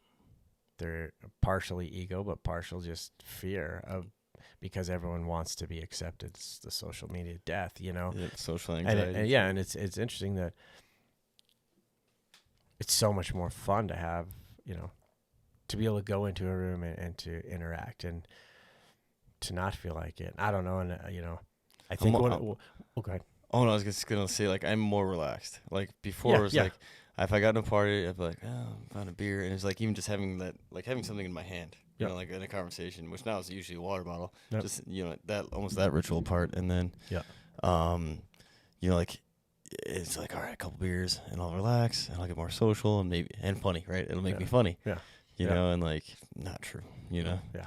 Makes me slower. Yeah. Yeah. You know, and that's another thing too, once I got sober, I mean, not that I was like drunk all the time, but just like socially sober, I guess, kind of. I was like, man, I would get frustrated when I was drinking that my recall was like not there, especially vocabulary. I was like, man, what's that word? You know, if I was trying to be like witty, I was like, man, you know, just fall off. And I feel like that's improved quite a bit. But it's awesome, when you can be quick and you're on it. Like it's good because you're exercising your brain at that point when the general thing isn't. And part of I was thinking straight for it was, and sometimes I think it's an overused term, but the imposter syndrome. Yeah. And have that right now. Yeah. With this podcasting. Yeah. Well, and the part of like, there's two parts of it. One, if you're there, you're supposed to be there. And if you're doing things and you're working with these groups and different people, if you don't have imposter syndrome, you fucking shouldn't be there because it's not your group. It's not what's making you best. You're in a comfortable, kick back place. Yeah. Not like a debilitating kind, but like where I'm like, I Amber and I both and built this like sometimes like we have a dinner party at our house. I'm absolutely just blown away at who is sitting at my house that I had the opportunity to cook for. Like, why I don't, and I don't let it, like, it used to be very like a self-conscious thing of like, they'd all just being around Amber, which is totally fair. Like, I'm with them. I love being around her too. But that our conversations can be deep and you can have them with these people that are stimulating you and are, they're not one-upping you in the sense of, and I don't know what the right corporate term, but they're not one-upping you to be better, but it's whatever you're speaking about, they have something that enhances a little bit and you can enhance back. And so you're always giving each other these build-ups, and they don't always have to be like, they can be constructive criticism too that are still a build-up. Yeah. But to me, like, those I love. Like, and there are times sometimes where you feel like, Jesus, am I an asshole? Like, we're having dinner and it's like, whew, like, this conversation's not there. Like, just dead. And they don't always have to be great, but like, where people are doing the things that they're loving and trying to figure out how to do them and have a difference for whatever it is, for the world or for two people down the street or just for yourself. And that's not selfish, because when you're taking care of, and until you take care of yourself, you can't take care of others. Until you're in a good space, you can't really help others. And the drinking was massive for me to take care of myself and to sometimes feel like you're doing it selfishly. But until I did that, I couldn't do the other stuff that I get to do now. And I couldn't have done Sweat Lodge. I couldn't have been in the place I am with that now. No way. Yeah, like there's no way hungover Luke would want to be in that, or even drinking. Drinking myself. I don't want to talk in the third person, but yeah, man. That dirty bugger Luke. Yeah, dirty bugger Luke would have just been drinking. Yeah. Man, God, you said something like right before that though that I was going to tie into. No, it wasn't your fault. It was me. No, like I was like, just cut me off. No. I was going to add to it. Right before you were talking about imposter syndrome, and kind of being conversations. Oh, and surrounding yourself with the people that. Yeah. Oh, yeah. And then, and also being comfortable. That's what I was going to say. God, that took a little bit to track back on, but we're there. That's something I couldn't do if we were drinking. It would have been gone into the ether. Yeah. But no. So having a bachelor's degree, everybody has them now. It's like a high school diploma, which is fine. I don't really care. But the more people I knew that were getting like PhDs around me and stuff, like family, friends, whoever, and I was like, man, I think I need that PhD. And it wasn't so much because I need to be like on their level, but it was like a challenge, right? I was like, man, I think I can do that PhD. Maybe a little bit being on the level, but it was like, man, and that, like, if someone had a PhD and we were having a conversation, I almost, this is years ago, not anymore. Like, I guess trying to say, like, in my 30s, I've gotten way more comfortable. Like, in my 20s, if someone was like, like killing it, I'd be like, like I'm already like, Yeah. And and this even could have been when I was smoke jumping. Like I had a little bit of chip on my shoulder, maybe my rookie year of like that accomplishment, but like also like scholastically, I knew it didn't matter. I did something that, I was able to like mentally do, I guess, just make my body do it and overcome it, which, a lot of people have done. It's not like anything too crazy, but, but like, someone who was like, seemed like they're more intelligent than me. That was intimidating. And it always has been until, more recent, like in my 30s. And then I don't know, something clicked, got more comfortable with myself and, so much better.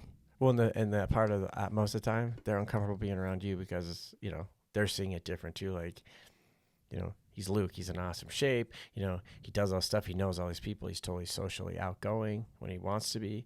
And that's not their world. So they have that discomfort too. And that we're all kind of swirling in it. Yeah. And it's funny. Mine is more like, do you say that? It just trades, like people that work like journeyman, like people that can do that kind of stuff, like heavy equipment operators again, like always like super imposter syndrome around because like, they know how my house works. I don't. I don't fucking have a clue how things work in there. Yeah. And that these people put that time and that training and that into it, like, and I respect it so much because it just fascinates me. Like, same. You found your thing, and like they do such a good job at it. But so certain conversations, they're like totally out of place. But then anyone else, like there's a theme somewhere. Montana, oftentimes it's hunting or fishing. Yep. There's a theme. Outdoors. Something, that can bring you together, or or a particular location of where you're at. So those things I think are really, again, it comes back to our community, our grace, I think, humility coming into a place, and then you just have to believe in yourself. And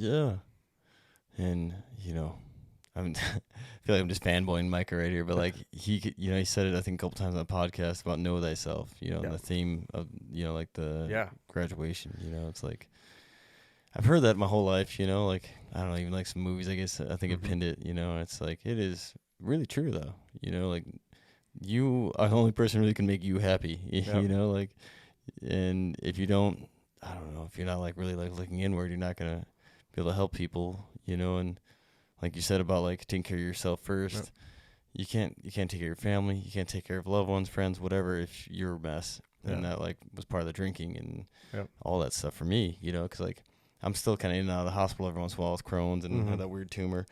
And it's like, I don't need to be piling other stuff on it to be in the hospital. Yeah.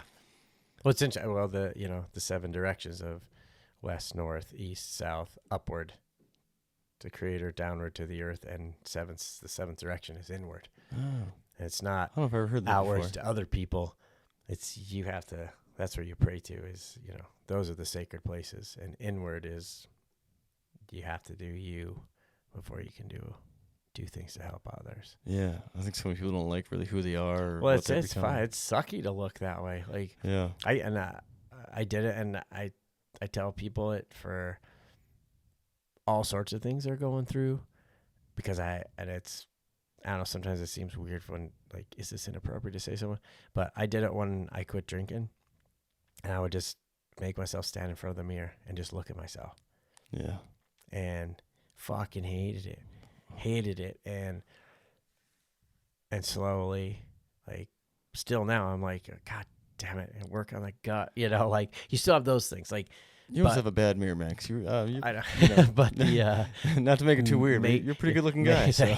But making yourself stand in front of a mirror and just take time to where love yourself, look at you and love yourself, and it's not going to be done today. And there's some days that are better than others, but I tell people that a lot, and because I truly believe it. And if that, the other one is you can look in the mirror, no one else can know, but you can look in the mirror and know if you're on the path. If you're on the red road, the right road, or if you're not, if you're on. Yeah. And so it's your responsibility, but it's okay to ask for help. That's the other part is where you are. And if you don't know how to do something about it, there's people that do. Yeah, and there's some people have been in your shoes or done similar things, you know, like they're always out there. And then like for me, I just get inspired by other people. That's why, like, you know, talking about like Jocko, Micah, Goggins, you know, like that's where like the social media thing is powerful, because like people have been in bad places, you know, that have made it out of bad places. You know, it's really inspiring, you know, and doesn't matter the starting point, you know, it's like the finish line, I guess, kind of, but it's more the path to the finish line than the finish line. You know? Yeah. Finish line. That's it. It's that adventure on the way, and the strength. And I mean, I listened to a storytelling about it too, that brings it to that a lot of times we don't really remember the finish, but you remember how it started. Yeah. And that might be the biggest day for the rest of your life, is the day that you get up and decide whatever it is you're going to do. Yeah. And that you're going to do it, whatever it takes, because it's for you, for your family, for, you know.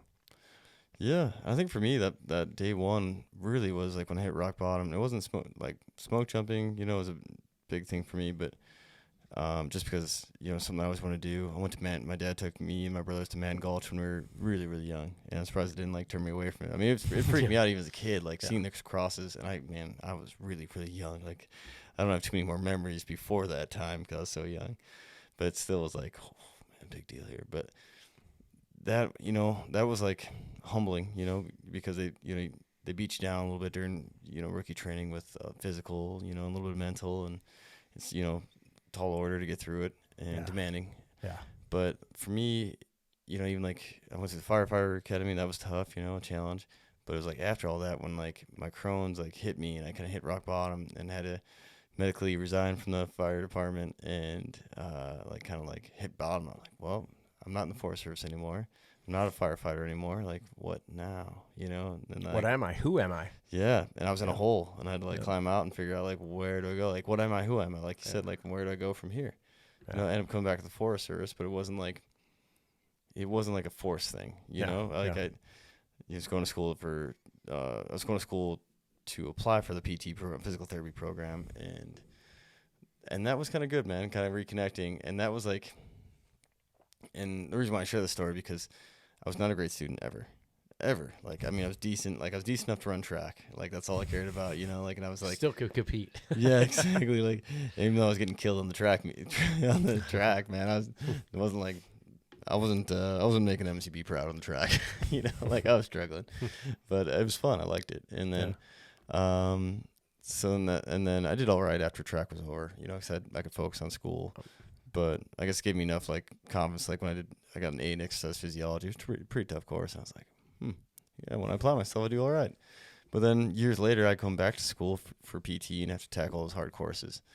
And that was like a challenge in itself. Cause I'm like, I don't know if my brain works as good as other people's, you know? So I was like, I got to put some extra time in. And that was right around when I heard David Goggins talk about like how he passed like that scuba test, I think it was, where he had to get a notebook and write everything down. I'm like, all right, so everyone's got the same challenge. You just got to figure out how to make yourself learn the same thing, you know, and if whatever it takes, you know. And I was like, oh, so I hit school more like a job and more like working out, you know, and treat it that way, and found my way to learn, and I ended up getting an A in anatomy and physiology, you know, and getting B+ in OChem and physics 1 and 2, you know, with calculus, and I've never even took trigonometry or calculus. So I mean. That's kind of the starting point for me, I guess. And then more recent, I guess, too, is like finding the freedom in this, you know, like, and finding more purpose in like the stories. Like you said, man, I think that's where we have that in common, I guess, really similar, is like your story's a little different, you know, and the stuff you do in your world's a little different, but like my purpose kind of feels like just talking with you and getting people like you, just being able to sit down with you, I guess, and not, if I had a bigger following, I'd say like, and getting you out there. Well, yeah, but it's a venue and it's a way for people to get their story out. Yeah, and for people to like, who maybe like me, how I was before, like hearing like Goggins and these guys, and like getting inspired, hopefully hearing like your story or my story, and being like, I mean, I could do that too, you know, like Crohn's doesn't have to beat me, you know, like I didn't do good in high school, but I can maybe do good in college, you know, or whatever that path, or trades, like you said, man, like interested in like how your house works, you know, like. And how, and then finding the, you know, the other things on the way. Mark Twait's new book, Poison: Sermons on Suffering. So awesome. I know we'll get some of it out, but Yeah. they're like daily things that he posted a few years back, and they're just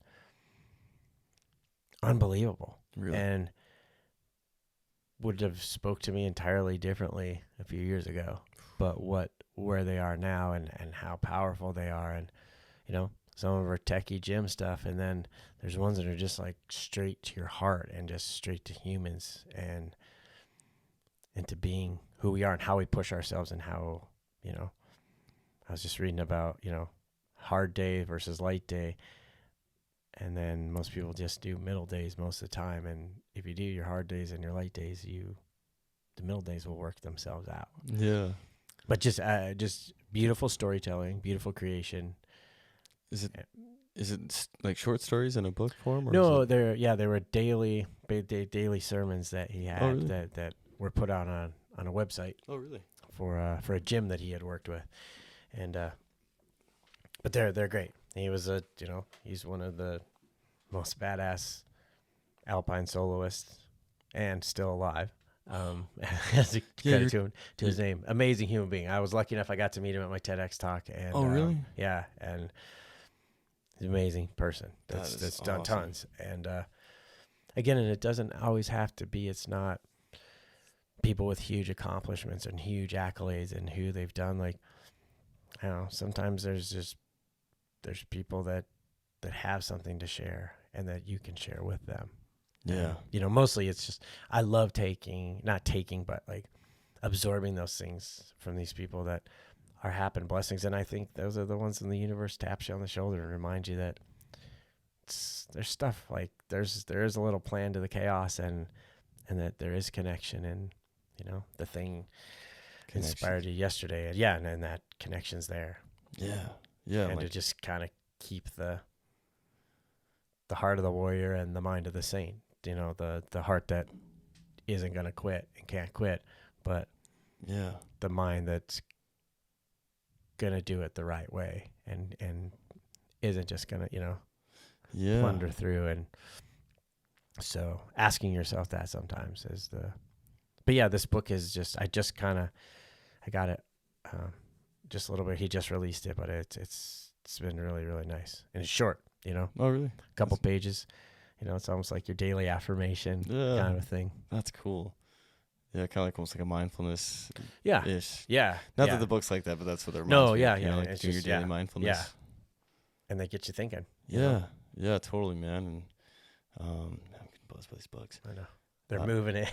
They are. Holy cow. They're finding the holes in the screen. Yeah, and probably in the roof. Or the holes in the wall. Oh, yeah, wall and the roof. This place pretty old, built in the 60s, I think. This is an awesome place. Yeah, pretty lucky to have it, man. Like you said, that I think we were talking about having the gratitude earlier, man, and having the gratitude toward life, and I think appreciation for your fellow humans. You know, like we're all fallible creatures. You know, like and we're gonna make mistakes, and what's it, Mbutu, is that the word? The African tribe, when someone does something wrong and the whole tribe surrounds them and tells them all the good things about them for time and time to build them back up. Oh, cool. And I was thinking about it here, you know, of this sacred place of your family that's been in your family for a long time, and to be able to share it, you know, for you guys to be able to have a lot of us here to really be able to enjoy and have that gratitude for getting to be here and hearing the stories of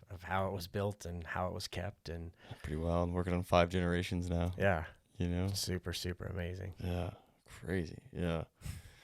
And yeah, such a cool place to retreat to, you know, and fortunate. Like, you know, I think me and Shank were talking about that, and probably me and Glenn, and not, you know, all of us at one point on this trip. It's like we had this beautiful Smith trip plan, which is like amazing. I mean, like Monty Dolak, I think he did tons of artwork on it. I want to say that I saw it on PBS. Hopefully, I'm not messing that up.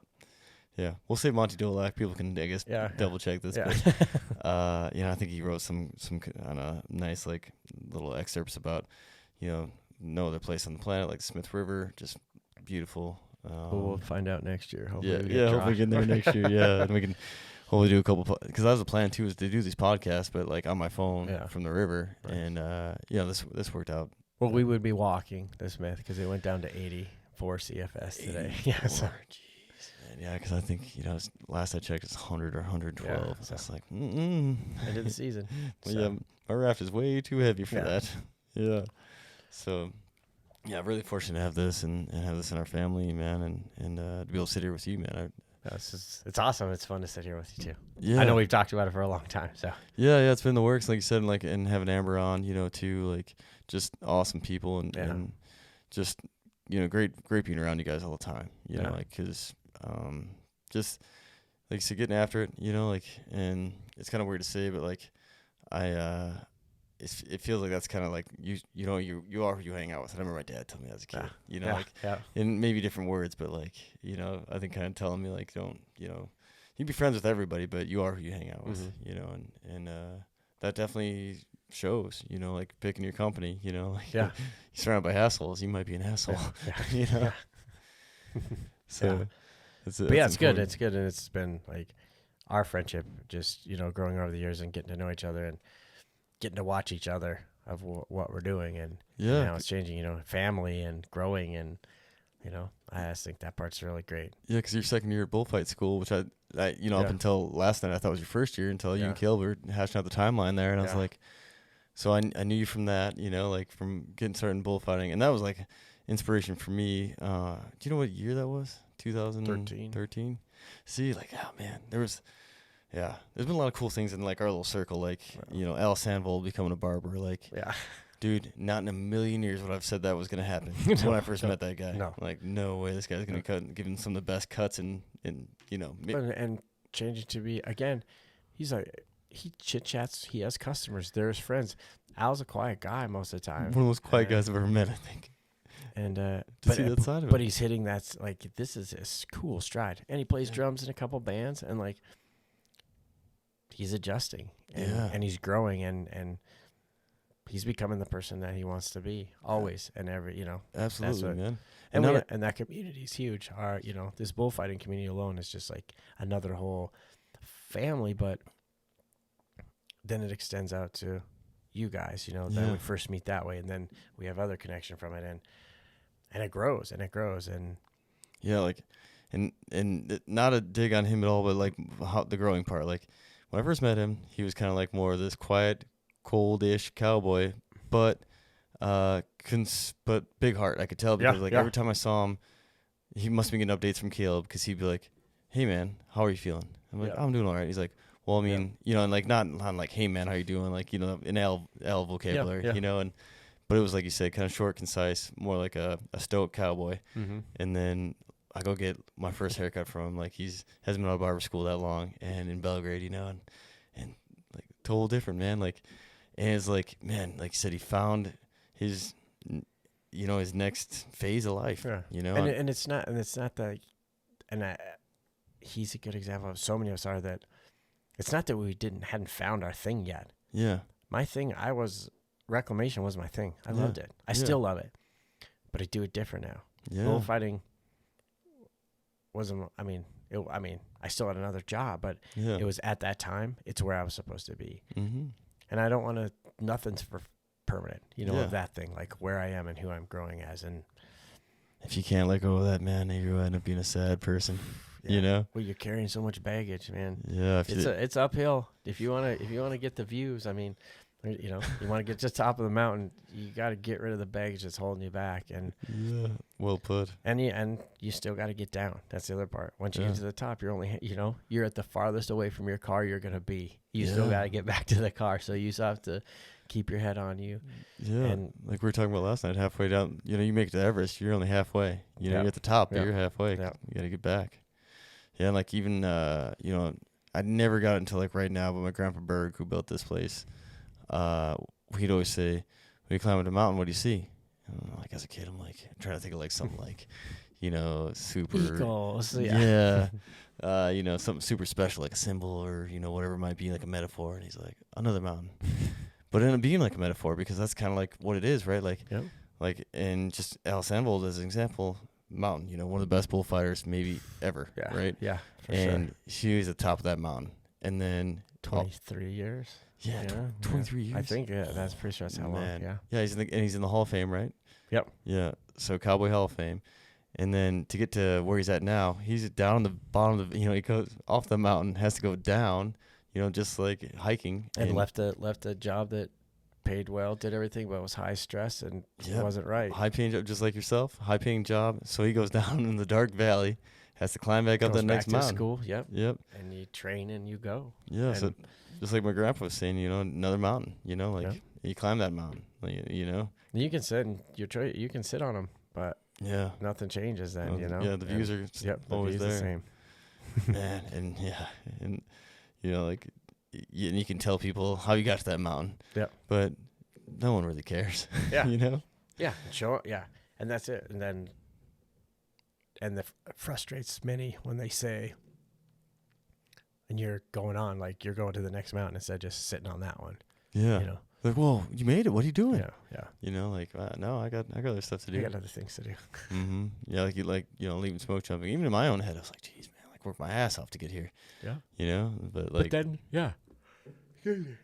oh man. Yeah. Then it's that thing of like, we got to keep driving. And I think, you don't have to, but you're going to be happier. Yeah. I don't know if that's a Goggins thing, that get comfortable being uncomfortable. But I don't know Dakota, if he definitely says it. Sims talks about it all the time because he focuses on that, and it's a good thing. Yeah, absolutely, man. Put yourself in a different place. Work on something different. And it's huge, man, because your talks, like the TED Talk and the stories, that is putting yourself out there in a very, very vulnerable spot. Yeah. More vulnerable than I think this is, because I can edit this and I could trash this afterwards if I want to. If I'm like, that was dumb. Delete, But like for you, it's like, that's live, baby. Yeah. And it's recorded. Mm-hmm. But a part of that, which I think is a good lesson in, and correlates to probably the 99% of everything, is that when you go in front of people to tell a story, or in the TEDx, but really storytelling, that entire crowd is there to support you and hear your story.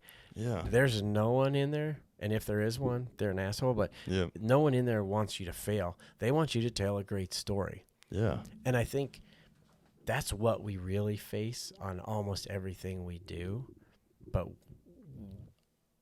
self-conscious, whatever it is, we don't feel like that, we don't think everyone's there to support us. Yeah. And if they aren't, there definitely are ones that aren't there, don't want to see you succeed. But in most situations, like being on the river today, everyone wants someone out, to catch a fish. Everyone to catch a fish. Yep.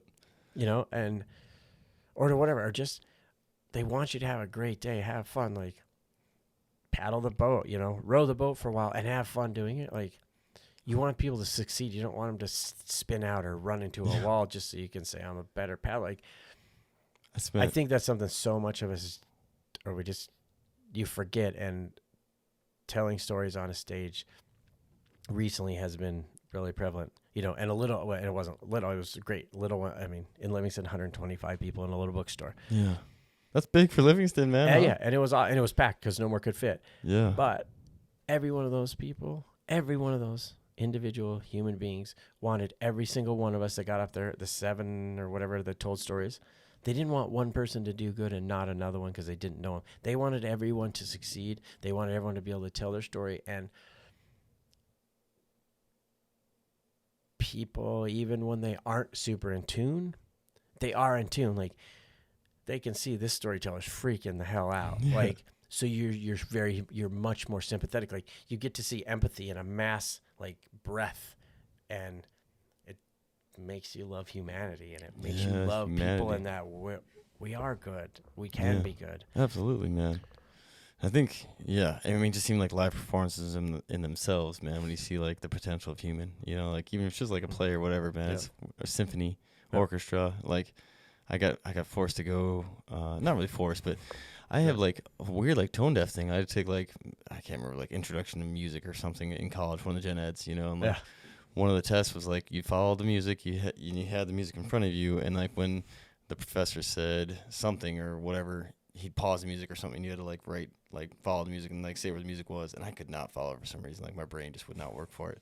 So like, but there's a way that you don't bomb if you're having that problem. So I went and talked to him. I was like, hey, I bombing 2 tests in a row. I'm like, I'm gonna fail this. Like, I'm gonna either drop or like, is there something else I can do? And he's like, well, for extra credit, you can go see local shows. They're free, and you can see the shows that the students put on. Like, and then just write a little thing up. Yeah, there's like a brass show. There's percussion. There was the orchestra, the symphony, like all these things I would never have gone to on my own, but I had to because I need the best class. Yeah. And like you bring your stub usually in, or like you said, you write like or the list. Playbill.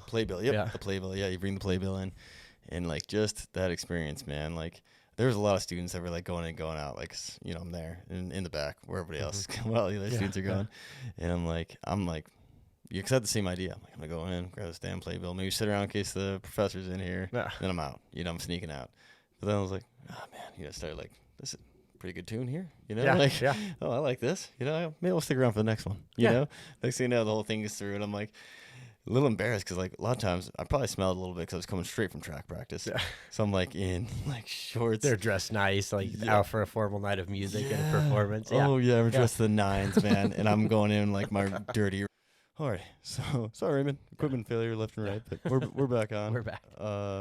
Just having an appreciation for just humans. Taking that in of going to something different that's not in your comfort zone. Yeah. To go listen to a band or listen to music that you didn't think you liked, or find out that I don't like jazz. Like it's okay. You still went and tried. Yeah, absolutely, man. Can you hear me all right? Yeah. I'm getting all self-conscious of all the equipment now. I'm like, I don't know. I'm like, I don't know. Is it in my ears or is it? Yeah. Yeah, everything's breaking. Oh, maybe I did. Maybe the volume came down.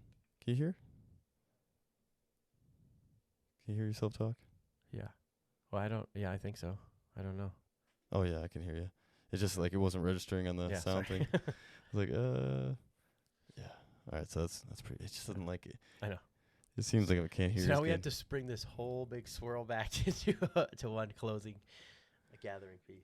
Yeah. Figure out how to close the sucker out. There's lots. But I think I'm proud and happy of so many things along the way, but that part of it is that there is so much that I didn't, maybe I could have succeeded farther in certain things, but that I have been willing to try things, and I don't want to fail, but I'm willing to fail. But I'm also willing to get back up and keep trying. Yeah.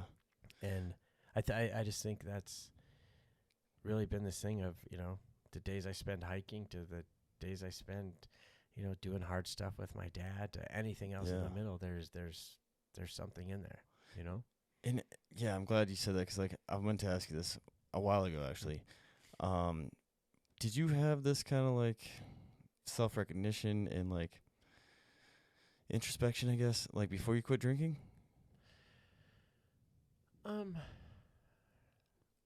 Yeah, yes and no.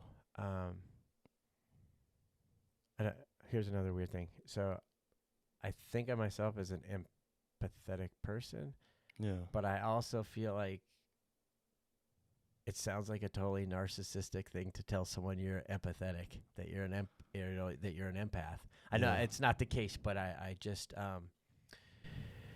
that feel. Ooh, that's clear. That's a little clear. Yeah. Huh? That I don't know why that happened. I've always loved people, and I've always, like to talk and tell stories and listen. I love to listen. I love to watch people. Like I can watch people anywhere, and I'm fascinated. And I can come up with crazy stories. I just, it makes me laugh at times, or just, to see people being people. Yeah.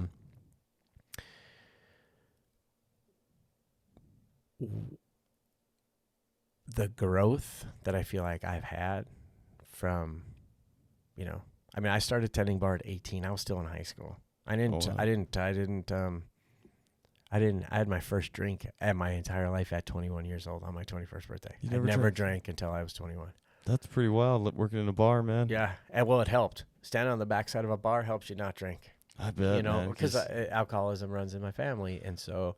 Oh, so you already knew that. I knew that. And so, and it's interesting. It wasn't much longer after, as soon as I was out of high school, then I smoked a lot of pot, but I didn't drink. Yeah. And it was one of those, so it's that, and I went through the gamut of that process, but eventually, and it was kind of a post, I got done fighting bulls, and part of that was gone, and you went to rodeos. Your job was to save people's lives.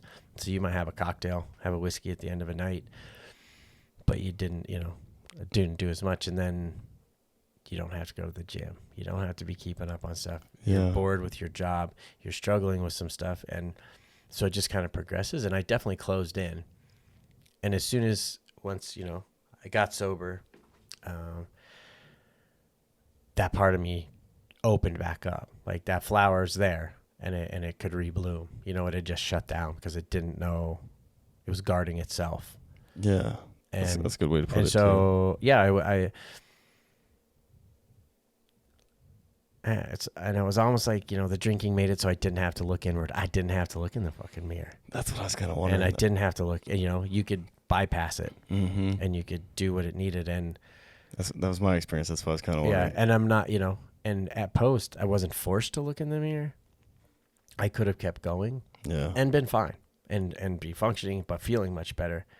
But I decided to take those few extra seconds, or sometimes felt like hours, to spend that time in front of the mirror, or spend that time sitting with Amber and discussing things in our lives of, she's really good at it and I'm trying to get better, but like manifesting our future, what you're going to see. And those were just things I just didn't deal with before. And they're so great and they're so rewarding, but also to sit down and be, how do we be better lovers? How are we better friends? How are we better business partners? Because we do much of our stuff now as business stuff together. Oh, that is huge, man. And we're around each other so much, and that was not it truly was not physically or mentally possible until I quit drinking. Yeah. And, pot's legal, all that. I'm done with those. Those are phases. They were, Yeah, totally, man. And you are because you had those phases. Yeah, for sure. Yeah, definitely. And and now, just I would rather be putting the energy into my days, our days as a couple, and then us days, like of everyone around us. Yeah, and to me, it's awesome. And it's the smile at the clerk at the grocery store that's having a rough day, which takes nothing, and it might help her get through the day or him get through the day. Helping someone that's on the side of the road when I have shit to do today, but I don't have to have it done in the next hour. I want to, because I have some other stuff I want to do, or I can stop and help this person, or just take a second to do whatever it is. And just remember to take a couple breaths and slow down. Yeah. And like the meter maid or whatever, like that poor person, like, that's one of the first times when I was like, I don't know. I guess I was always aware, like, be nice, and this, like, the narcissistic thing that you're talking about, like, of helping. But I remember I was parked in Karas Park one night, didn't live in Missoula yet, and come early in the morning to get my truck and drive back to Whitehall or Billings, where I was going, Dillon maybe. And the ticket person, this older lady, had wrote me a ticket. I was like, wait, what? Like, I thought it was public parking. Like, I had no idea. I didn't know. So, especially coming from Whitehall, where it's like no paid parking. Yeah, I was going to say you could park anywhere all the time. Yeah, exactly. So I'm like, man, what in the world? So I'm like, I kind of like jog up to her and I'm like, hey, sorry to bother you, and like, I didn't know I couldn't park here. I mean, like, isn't public parking? She's like, yeah, after business hours on weekends or something. It was like, I don't know, maybe it was like a Monday morning or something. Some time of the week where it's not free. I was like, oh. And she's like, well, you're not from here? I was like, no, this is, I'm from Whitehall. And she's like, well, you can go to the parking garage and tell them, what happened, and typically they'll forgive you because, that you don't know.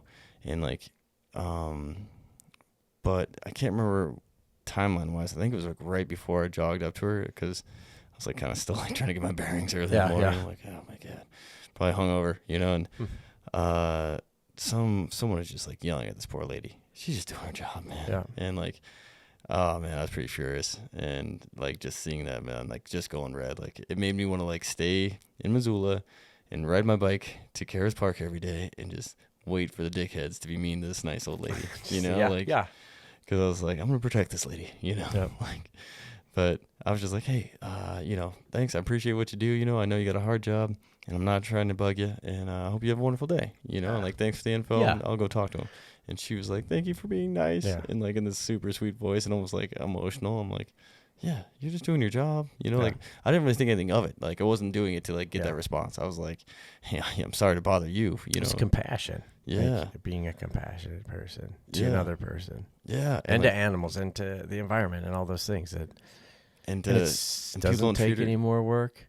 Yeah. And honestly, you could have yelled at her and you would have not felt better. No. But you could be nice to her, be kind to her, go deal with it, and it's all fine and dandy. It made me feel way better because she was Yeah. like, thank you. And Yeah. I'm like, oh, yeah. But then also made me more mad. I was Yeah. like, you know, Yeah. like, Yeah. people being dicks to this because they don't see her as a person, right? Yep. They see her as an inconvenience because they gave them a ticket, you know, or she or Because they whoever. broke the rules, knowing, or not knowing, but either way they did it. But yeah. Yeah. Yep. And they're taking it on that person. It's like, Yep. it's not your fault, not anyone's fault but you, you know, like Yep. that extreme ownership, you know? Yep. Like, Yeah. yeah. Well, So yeah, I think that's kind of the whole of it is try to be a good person. yeah. And it's surprisingly easy. Super easy, man. And I don't know, I guess that goes maybe back to like liking yourself. It was almost one in the morning, my friend. This is late hours for Yes. for my old Me ass. too. Yeah, I don't stay up late much anymore, man. You know, like I don't know. I don't miss not staying up anymore. Well, you know. Sunrises are pretty epic, Yeah, epic. Yeah, very So, epic, man. yeah. Sunsets, and about after that, I'm kind of ready to turn it in. I don't know what's going on with my equipment. I feel like I'm just like yelling at you right now. Does it sound loud on your end? No, it's good. You're clear. Oh, good. Well, I think that's a good place to stop. That huh? is a good. You got anything else you want to add? No, thank you. This was fun. Yeah, I think I feel That like was I, good. That feel was like good. I know. We just kind of warmed up on a lot of stuff, but yeah, kind of scratched the surface on a ton Yeah. of stuff there, man. Yeah. You got anything you want to throw out there? Like, no, I do. If people have a few minutes to watch the TEDx, and it's Bozeman, it's TEDx Bozeman, but it's Dances with Bulls, Raymond Ansotequi. And same with Tell Us Something podcast. There's two different ones. One in 2019, Hot Sauce on the Backside. That's the name of it? That's the name of that one. And then that's a bear spray story. So everyone that listens to this probably has one, but this is a pretty good one. that's a great title. And yeah. And then my most recent story that's on there is on that one was the first one's theme was Didn't See That Coming. No. What are the chances? And this one is Didn't See That Coming. And this one was about called Fruit for Vegetables, and it was a good trade. About going to the Montana State Prison when I was in 3rd grade with my dad doing research out there. Oh, Another wow. whole story altogether. But Yeah. anyway, I learned a pretty important lesson in life, or was told a lesson and chose what the lesson really was. It's a good story. Yeah. Fun one. So anyway, Yeah. definitely check those out. There, I don't do anything longer than 9 minutes. So, 10-minute stories is about it. Well, you just did something for a little over 2 Yeah, hours, yeah, I think, there at we this go. point, maybe. So, besides this, yeah, man. You got anything else coming up? No, facilitator training kind of thing, and just working on pulling some stories together and Cool. keep making myself be uncomfortable, and Yeah. so And then maybe write that book. yeah, someday write that book. Yeah, Get and that book put together. Yeah, one last thing I want to say is I saw this on a sailing video, and it was like expats or something. It was like back when YouTube wasn't like a bunch of like channels and stuff. It was like back when we tried to sail the Bahamas. That's another Yeah, story yeah. too. But this couple, they had built a sailboat and then sold the sailboat. Sailboat got abandoned, and then like it was in like international waters, wherever you can like just claim a boat. You know, Yeah, if it's been yeah. abandoned and it's yours. They got the boat back. This awesome catamaran sailed to the Virgin Islands somewhere or something, and beautiful islands. They started doing sunset cruises, and one of the people wrote in their book, "Congratulations on living a life worth living." Yep, And that like little line like stuck with me. that's a great one.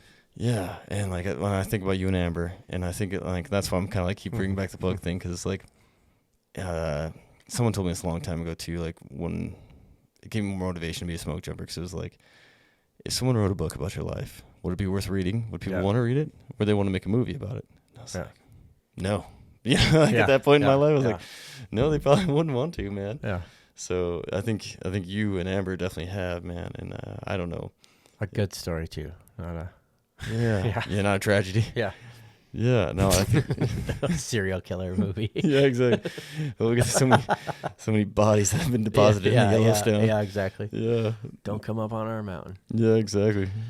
But my hot pots are too close. You got a good spot to get rid of them. You just dissolve them. Yeah, exactly. But So no, yeah, I think that's it. Live it. Make it be what you want. Yeah. So you write that book. I'll work on it. Yeah. Thanks, Luke. Yeah, thank you, Raymond. And yeah, we'll talk to you soon. Yeah, talk to you soon, Bye. man, and hopefully do this again. And for anybody who likes the content, hopefully subscribe and like, and hit that subscribe button to help me maybe get some more help with this podcast, I guess. So everyone have a good morning, night, wherever you are. Good morning. Yeah, thank you.